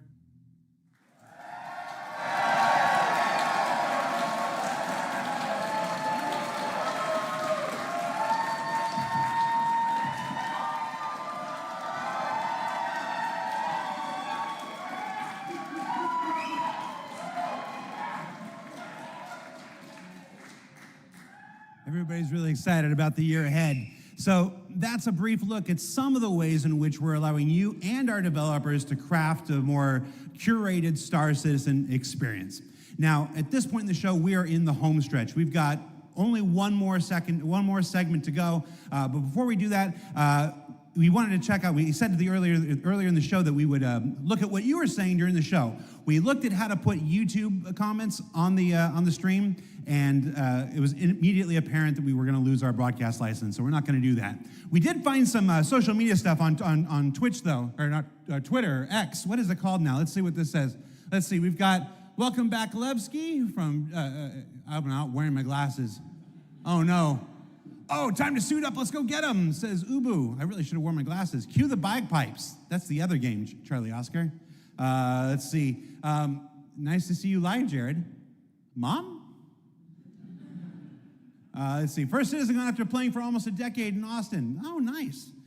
Straight out of Klesher, back to the Hex. Photos from Leicestershire. How do you say it? Is that Leicestershire? Leicester? Leicester? I've only been in the UK for 3.5 years. San Jose Bar Citizen Watch Party. Oh, somebody created a lovely Vandal mask there. Sean Tracy, can we get that in game? Just that, exactly. Just scan that, put that in game. All right, so that's a few reactions we're seeing on social media right now. Before we get to our big finale, or the thing we're going to wrap up the show with today, I did want to talk a little bit about big CitizenCon versus digital CitizenCon versus what we're doing today, which is CitizenCon Direct.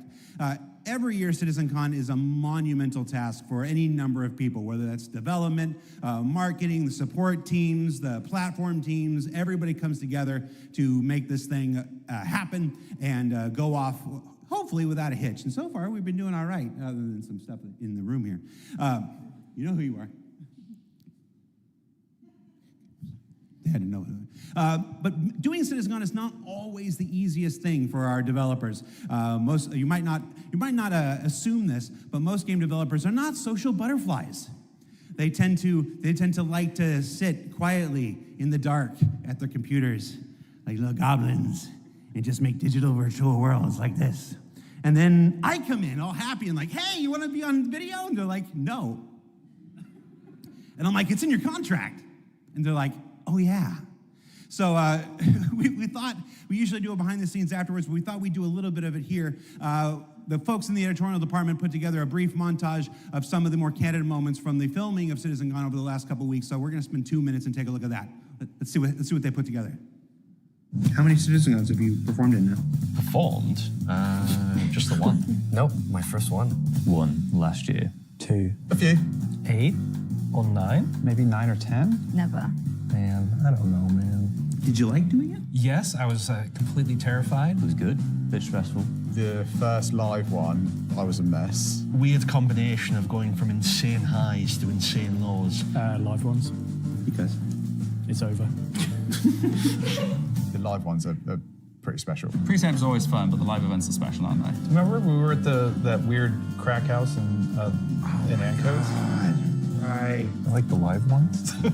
Oh, I mean, I love these digital ones. These are the best. Every time I've done it, it has been a digital one, and I'd like to do one on stage. Is it because you have a restraining order against you, or? Didn't know if I was going to be sick, if I was going to lose my stomach. How hard is it to keep your eyes open on stage? That's not a problem with the lights. They're kind of, I'm realizing through this sentence that I'm closing my eyes as I speak. Do I do that a lot? I am a very shy individual, so this is me just trying to get out of my shell. Getting the crowd to react to the ideas that we've been working on for so long. We can react. Watch. Everybody. Yay! I can feel your passion from here. Cut the camera. Counting you down in like 30 seconds. I'm like, do I stand up? Do I sit down? Do I drink? Do I not? Do I talk? This will be the best one yet. That's right. Because it's nice and short. Is this all supposed to be usable content? Because I can be different. No. Of all your nicknames, why is Moist Master your favorite? I think you mean least favorite, and because it has the word moist in it. I mean, come on. We'll give you a new nickname by the end of this. Sounds good. Could do All with right. one. Let's get started.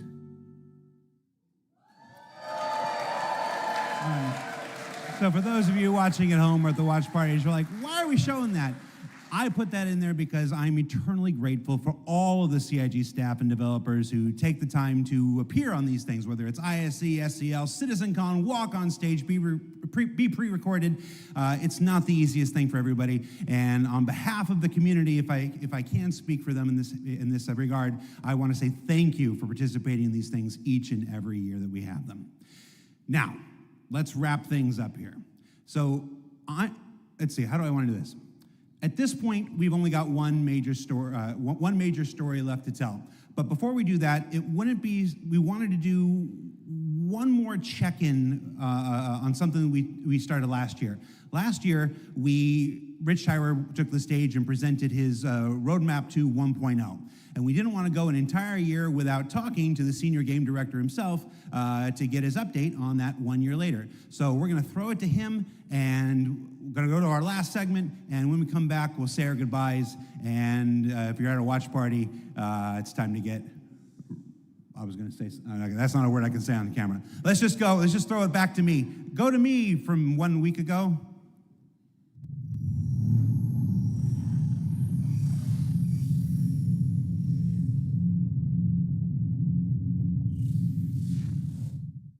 Last year, Senior Game Director Rich Tyrer took to the stage and revealed our plan for 1.0. Now, before we end this year's CitizenCon Direct, we wanted to take a few moments and follow up on that reveal from last year, to do as we've done today and look at the year ahead. So, Rich, thanks for taking the time to join us. Well, you're welcome. All right, so we're going to jump right into it. Everybody knows the only constant in game development is change. So I'm going to ask you outright, what's changed about the road to 1.0? Well, fortunately, nothing. It still remains our North Star. The team is busy working towards that goal in the background, and every patch this year has moved us towards that goal. And if you haven't watched the Star Citizen 1.0 presentation from last year, I highly recommend you do so, because everything in it is still relevant as of today. You mentioned every patch this year has moved us towards that goal, so I want to dig deeper into that. We've done, at this point, 9 releases in this year, more than any year prior. How does each one of these not just sit as their own moment in time, but move us forward on this road to 1.0? Well, last year I discussed the framework of 1.0, how all those complex systems can tie together. And one of the core aspects of that was the main story, which became the spine of the universe, which brought all of the locations, mission givers, guilds, and all the different areas of the game to the players. Now, what I didn't talk about from last year was all of the content that was going to support that framework, add the flesh to the bones, should we say. And I think that's where this year has moved us towards that goal. If you think about previous events of previous years, they've generally been locations that we've put into the verse, but they've been transient. We've taken them away, like Siege of Orison or Zenith Threat. We've added them to game, and then they've been moved away.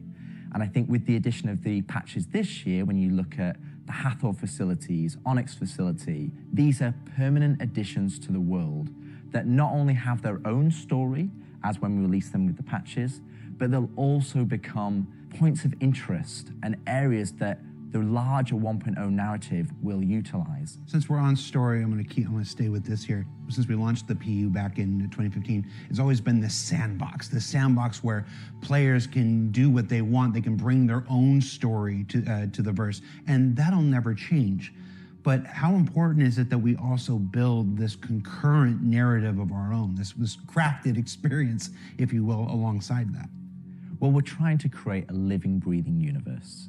And that includes both the player stories that you mentioned, that they can go and enjoy and create their own memories together. But it also means that we want to have a universe that gives back.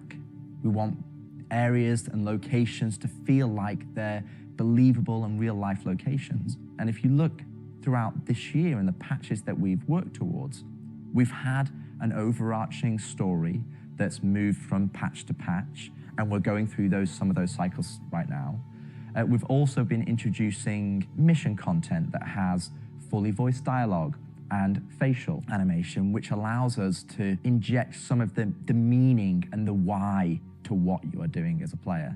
And I think story is integral to Star Citizen as a connective tissue that ties all of these different complex systems together, because it takes players on that journey throughout the game. To see this big turn this year to start injecting story into the verse, I think people are really responding to it. So everybody knows, and you mentioned just now, that this year we changed a whole lot about how we operate and how we release things. How do you think that's gone? I think it's gone very well. I think if the mantra that I've always been pushing this year at the beginning of January was patch always goes. And I think this year has seen a different development strategy for how we've been moving the game forward. That's where this different strategy has allowed us to really take a wider approach. And we also have to remember that Star Citizen is played by tens of thousands of players every day. And while we have lofty future goals, we still have to make decisions right now that make the game fun for the people that are playing it all the time, and playing it as their daily game. If you look at previous years, we've had to hold a patch back, we've had to make concessions, mainly due to around a feature may not have been ready or right to go into there. There were 3 months, 4 months, sometimes 5 months between patches. Exactly, and I don't think that's good for anybody. I don't think it's good for the players. I don't think it's good for the development team. I think it's better to have regular cadence of drops. One good example is this year for A Line in Mine. People probably don't know, but a line of mine, when you turned on the laser, it was actually supposed to reveal the sandworm Valakar. And I played it, and it didn't hit the quality that I wanted to go into the game. So we changed, and I took it out, and I made that decision alongside Chris and Erin, and we've held that back, and we're going to work on that towards a future patch. But I think definitely the more regular cadences has had the multiple benefits, and like I said, I want to dispel a myth right here, right now. Like, features are still being worked on quite heavily in the background, from radar and scanning, in FPS, the new quantum, to inventory, engineering, and crafting. And all of those features are going to be coming very, very soon for players to get their hands on. And, you know, I'm going to be honest, I'm not going to sit here and say that if I was to go back to the start of the year, I would hope that we would have released more features. But I also think every decision we've made this year has been through the lens of making the live experience as stable and as good as possible. Absolutely. All right, so that's a bit about the year before. And the year before has been, I've said this before, I've said it internally, I've said it out there, I'm gonna say it right now again on camera. I think this has been the best year of Star Citizen ever. And I'm willing to look right into the camera and say that. The player numbers are up, engagement numbers are up, the length of the play sessions are up, bug numbers are down, 30K is gone. It's been a solid year. But CitizenCon isn't CitizenCon without talking about the future. So I want to move us to the future. We've talked about story. We've talked about this more diegetic, immersive universe and adding voice lines and stuff like this. But where do we go from here? Obviously that continues, but what more are we going to do to make this universe seem alive and real and breathing? I think the biggest thing is to start having that conversation be two-way. So if you think about this year, like you mentioned, we've been having fully voiced NPCs, but a lot of those missions and those NPCs, they're talking to you, they're talking at you. Right. You don't get to talk back to them. Now, obviously, you get to interact with them through your actions. You get to go and do their mission, and you get to move that along, and then they talk to you again. But it's a one-way conversation. We're missing that conversation wheel. Exactly. The next part would be physical mission givers. That's something that we're going to be working towards very soon, with Battaglia being the first one coming back in the verse. And just to be clear, we will be bringing all the mission givers eventually back, and we want them to be an integral part of the verse and the story that players go and enjoy. We want the locations to be brought to life, and as we mentioned last year, we want to have interactive scenes that you can go and be part of. And obviously the full end goal is towards, you know, to have cinematic stories in the game, and that is what we're going to be pushing towards.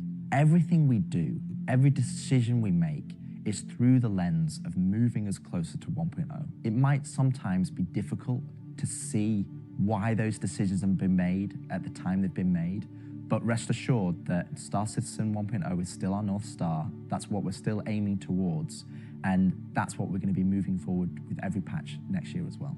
And remembering when mission givers were first introduced, they sometimes became a bottleneck.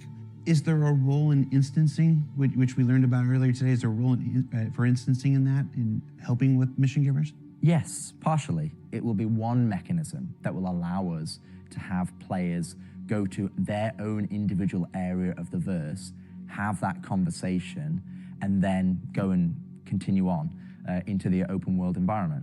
So I think that's where, when we look at instancing provides us one tool that allows us to remove that bottleneck and provide a more seamless experience.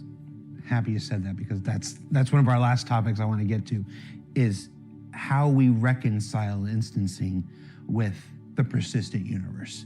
Like, for the last 10 years now, we've been building this giant, seamless, persistent universe where everybody can come in and play together. And it would be easy to have a first instinct reaction to the idea of instancing and say that's antithetical to everything that Star Citizen. But you mentioned last year these three pillars of building Star Citizen in the PU, and I want to know, you said nothing changed, but I want to ask you about this specifically. What are those three pillars again, and how does instancing fit within the greater design of Star Citizen? So the three pillars I mentioned last year were open world. That's just like the missions you love today. You can go and play, there's other players there, and you can go and enjoy that together. Then we have instancing, which I'll talk a bit about more. But similar to municipal works that we've talked about previously. And then the third pillar was dynamic content, which would be content that's generated by the activities of the players. And I think it's very easy to become myopic around one specific thing when we're talking about it a lot, when it's the next stage of our development. And I think you could reverse it. If we'd have made a game that was all instance, and then I'd come on camera and said, hey guys, we're gonna start doing it open world, it would be like, oh, is the game changing? Are we doing open world now? Is open world the new North Star that's gonna take us this way? And it's not. It's just one more tool that's gonna allow us to offer different and dynamic experiences for players to go and engage in. Now, when I talk about instancing isn't always what you'd imagine as a solo instance experience where it's only just you. We're gonna have several different versions of instances. Some are gonna be closed instances, which will be like the new player experience. We'll be able for you to go in by yourself, for us to teach you the ropes in a safe environment so that you can understand how to play the complex game that we've made. But we'll also have open instances like a cantina or a bar where we might say, hey, we only want 50 people to come in here because we've got mission givers and we've got other NPCs for you to talk to, and you would just walk in and it would be seamless. You wouldn't know that there was an instance, it's not gonna get a loading screen, you would just seamlessly walk into that location, it would be full of other players and NPCs, and you can go and enjoy the content. And that's, I think, something that instancing is gonna provide us. It's gonna give us a tool to offer different dynamic content, or curated content, as I'd say. It allows us to create experiences that are different to the open world experiences that we've already made. And it's not to say that we won't continue our open world development or only do instance content. It's gonna be a mix. And like I said, this is one of the pillars that will move us towards 1.0. We will eventually work on dynamic content that will move us towards 1.0. And all three of those pillars will interweave to create the full Star Citizen experience. All right, so we've hit a lot of the bigger topics, the feature work, engineering, and FPS crafting coming to tech preview soon, stuff like this. We've talked about instancing and how that's going to work within the universe. But I want to ask you this one last big one. It's very easy to say Star Citizen is this kind of game and that kind of game. Those of us who spend our days making it know better. It's an everything game. It's everything we can make it game. It just is. But at the core of this is still spaceships. That life of spaceships. What more can you tell us about spaceship gameplay in the future? What can you give us? What can you tee up for us to look forward to for those of us who are really into Star Citizen for the spaceships? Our intentions going forward are to make sure that every ship or ship archetype that you acquire has a role and has content that you can go and enjoy in the universe. For example, right now I know that we're working on more robust mining missions, more robust salvage missions. We're going to be working on refueling missions. And we want to make sure that each and every one of the ship has a purpose and has a reason to exist in the game. That's from the smallest Argo MPUV, as well as ground vehicles, all the way up to the large capital ships. We want to give them purpose. And I think it's something that we are absolutely aware of. We want to make sure that we're building that spectrum of content to allow players to go and engage in. And I think 2026 is going to be a very good year for Star Citizen. And I think there's going to be something that's very interesting and something that a lot of people have been waiting for. But rather than me spoil it, I'll let Ian and the team go into the details on that. Get a twinkle in his eye. Ian, take it away.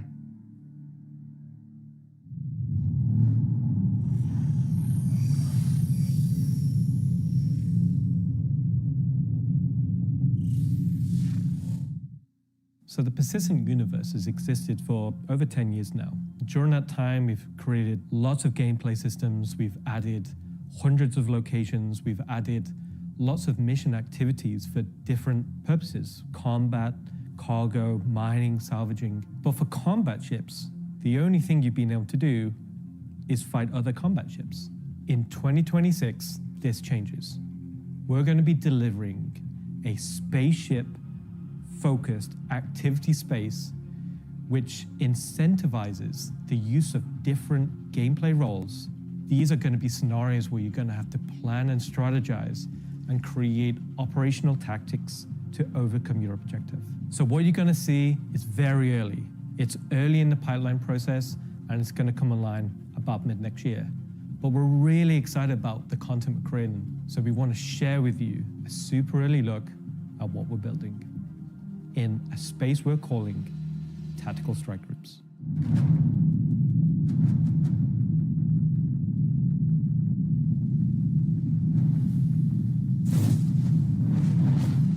The People's Alliance are still trying to get to the bottom of what this new faction is really doing in the Nyx system. They've sent a capital ship to check out a station and run it into more than they can take care of themselves. Unfortunately, that team came under attack and members of their groups were taken hostage.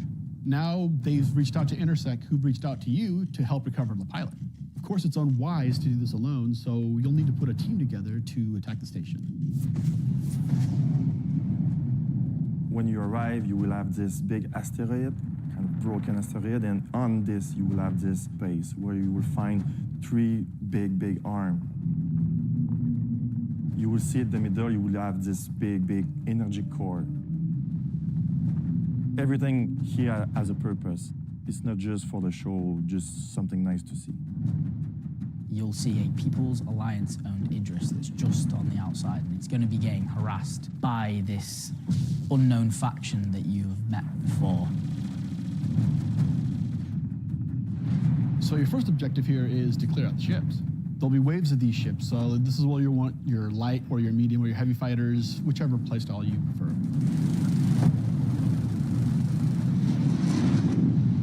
So while one part of your group is dealing with the fighters, now it's time to actually assault the station.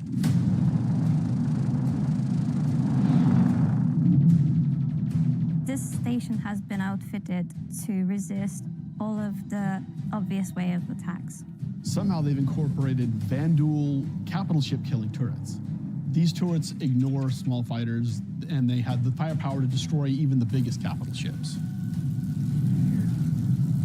Your Polaris and your Idris, if you get it close, it will get shredded. The idea of these is so we can sort of make it so we can mix up that ship combat, and not everyone can just bring the biggest ship and win just because they have the biggest ship.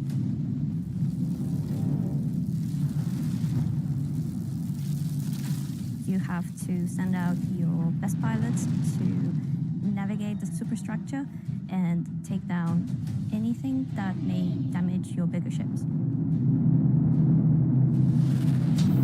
So at this point you're thinking, destroy the turrets. But it's not that easy. This turret has shields that you've never seen before. It won't take any kind of damage. Your missiles won't do anything. Your lasers won't do anything. Your ballistics won't do anything to them. But like everything, they do have a weakness. You have to cut the power to their shields. To do that, that actually brings you to your first objective, the power relays. So the exterior has a number of power relays that are holding the doors closed so that you can't get in. You have to find them, you have to target them, and you have to destroy them. But it may not be as easy as it seems. Here's our first wrinkle. The power relays have their own shields that are resistant to energy-based attacks. We know how much you like using laser repeaters, but so do these guys. Capital ship can't get close enough because of the turrets. So ships with explosive or ballistic ordnance will be needed here. That's torpedo ships like your Retaliator or Gladiator, or even another fighter with ballistics loadout. That's going to take you a while.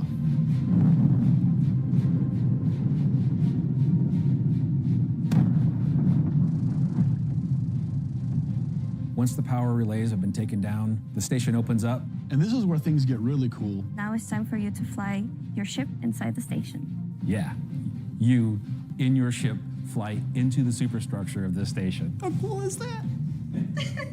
I feel like this is a proud dad moment. Thank you, Jared. We're just going to call it what it is. It's a trench run. Trench run.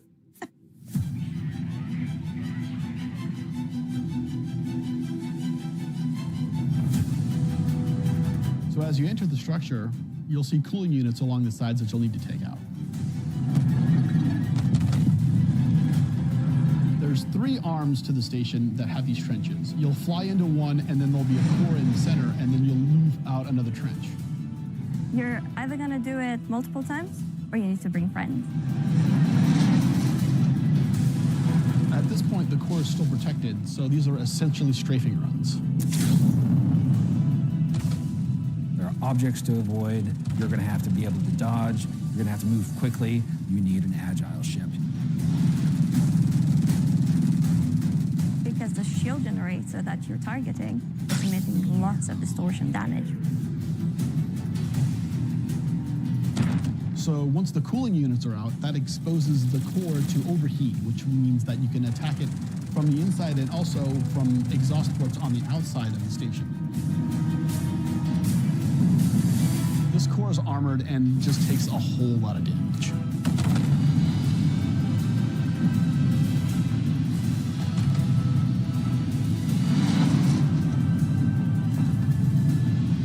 Once the power core goes down, the turrets come down, and then the capital ships can get closer. Why is that important? Because during all of this, you spend a lot of ammo and munitions and ballistics, and you're going to want to top up. This is where we're gonna get our new feature in, ship hangar refueling and rearming.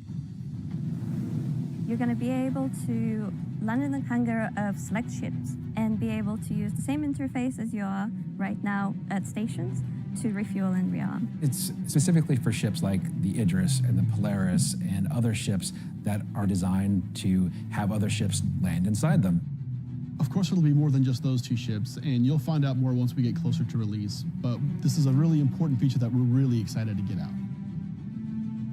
If you're not bringing your own Idris, the People's Alliance has an Idris there that can provide a safe port in a storm, allow you to set back up and head back out. And it's a good thing that you've rearmed and refueled too, because now another group of ships is coming to attack the People's Alliance Idris.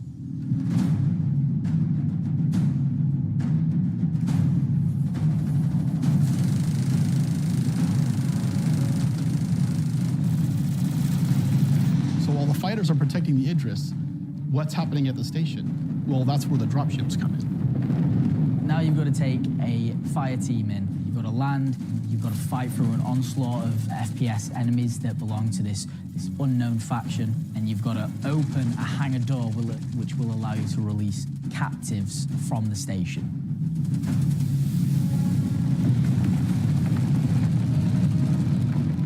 After you've opened the doors and that person's taken off, you've just got to make sure they get to safety.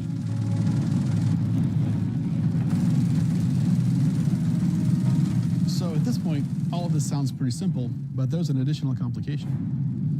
So up until this point, it's just been you versus the enemies in the station. But the enemies in the station have their own enemies. The Van Duel neighbors who really don't like these guys for some reason will come in and wreak havoc on everything. And they're not going to discriminate between you and the station. They're out for blood. When you alert the Van Duel by destroying the power core that the station's now vulnerable, you're on a time limit. Van Duel are coming, they're going to come hard, they're going to keep coming, you're going to have one hell of a fight.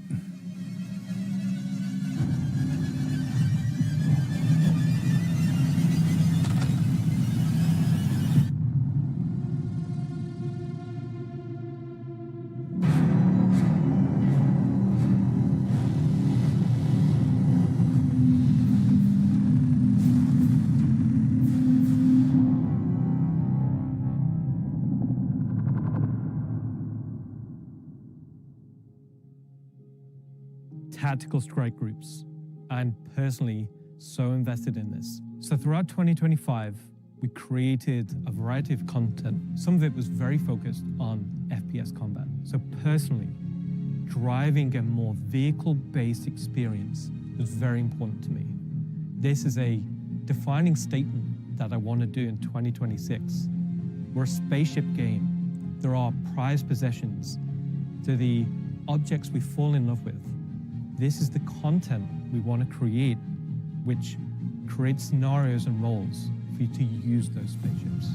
We won't get to all roles initially, but we should see this as a landmark, a position where we can see a gameplay space which incentivizes the use of different ships and scenarios to clear objectives and complete missions in a variety of roles.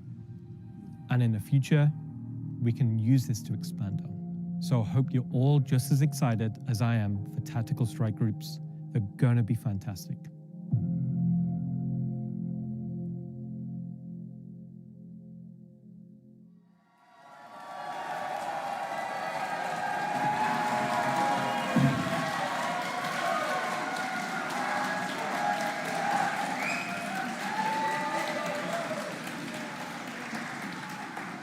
Okay.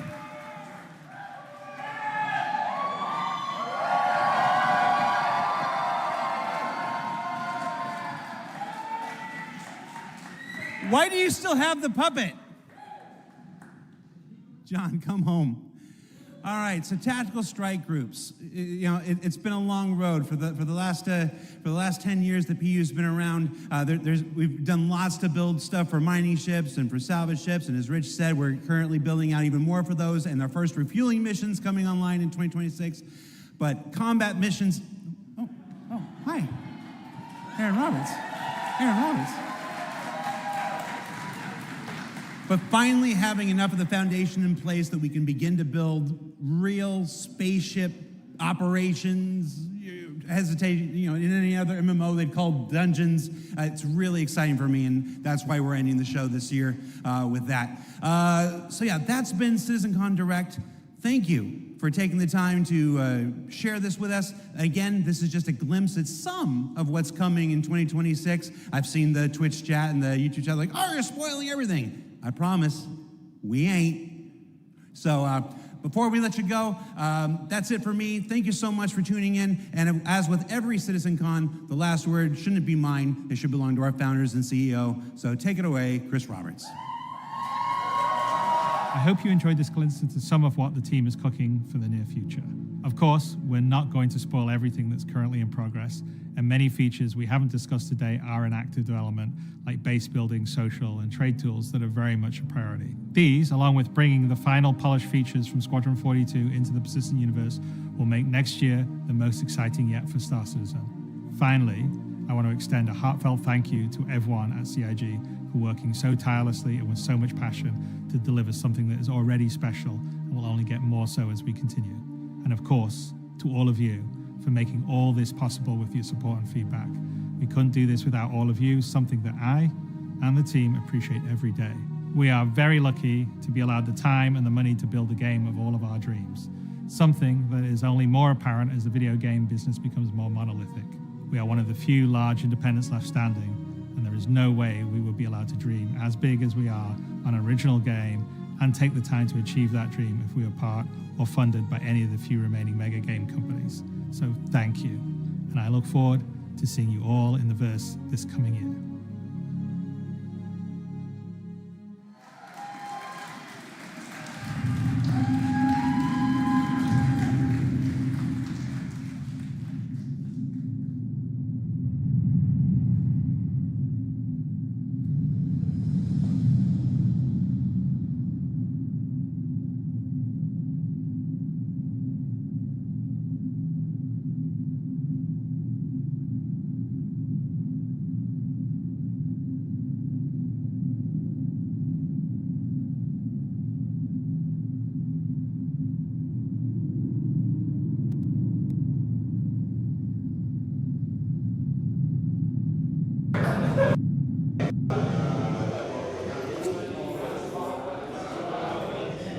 Allora ragazzi, prima di farvi andare a bere un gotto e andare a schiantarvi contro qualche albero probabilmente, vi saluto anch'io e non voglio trattenervi oltre il dovuto. È stato un piacere ospitarvi, è stato un sindaco un po' sottotono, ma avremo modo di parlarne insomma nelle prossime giornate.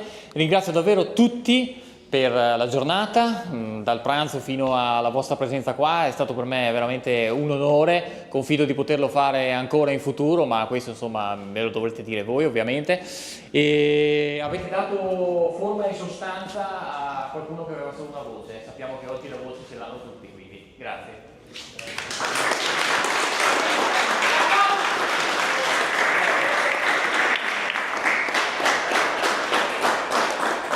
Chi vuole, prima di uscire, c'è un portachiavi Solaris.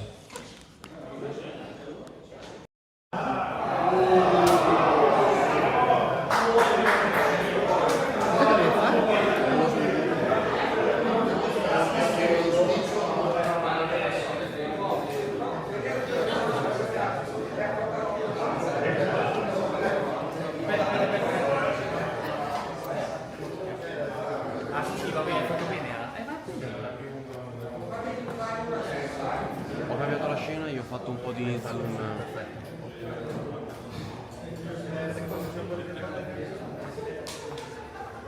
Anche ragazzi a casa ovviamente oggi non siete stati centrali come al solito perché neanche io ero a casa, quindi grazie davvero di aver seguito il con noi, avremo modo di... Ecco, esatto. Vabbè, avremo modo di parlarne comunque nei prossimi giorni come al solito. Come detto è stato un con un po' modesto, niente di che, però insomma abbastanza indicativo della tendenza che la Cloud Imperium vuole mantenere, ovvero cercare di essere come posso dire, di tenere la barra dritta e di andarci piano anche nelle passeggiate, quindi bello vedere Genesi, ci mancherebbe, bello che abbiano parlato del crafting che sembra ancora vicino, peccato per l'ingegneria, ma insomma Cristiano Roberto ha detto che stanno lavorando attivamente a tanti altri sistemi, magari sviluppo attivo, magari arriva, magari droppa, magari di qua e di là, navi non mi pronuncio neanche perché le navi sono le navi e basta. Ci aggiorniamo insomma nei prossimi giorni. Grazie a tutti ragazzi, come detto so che non è stata molto interattiva, ma le dirette sono sempre state interattive, quindi... Sì, esatto, così comincio ad andare in giro così. Grazie a tutti.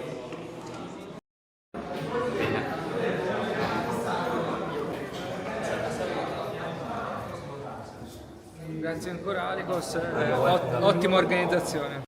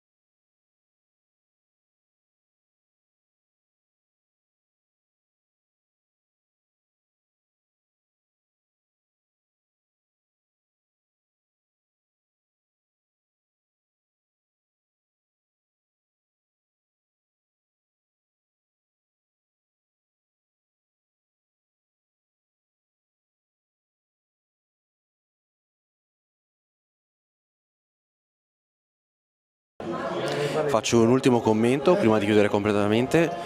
Ho notato che Alicos non ha ringraziato le sub che ho visto io che comparivano durante la diretta, comunque lo ringrazio io per lui. Grazie alle sub, grazie ai follower e soprattutto grazie per aver reso questa diretta del SolarisCon la diretta più grande del canale Twitch di Alicos. Tra l'altro adesso possiamo effettivamente chiamarlo content creator. Questo non mi sta sentendo in questo momento, non mi sta guardando, quindi posso dirlo senza avere troppe ripercussioni. Detto questo, buonanotte a tutti.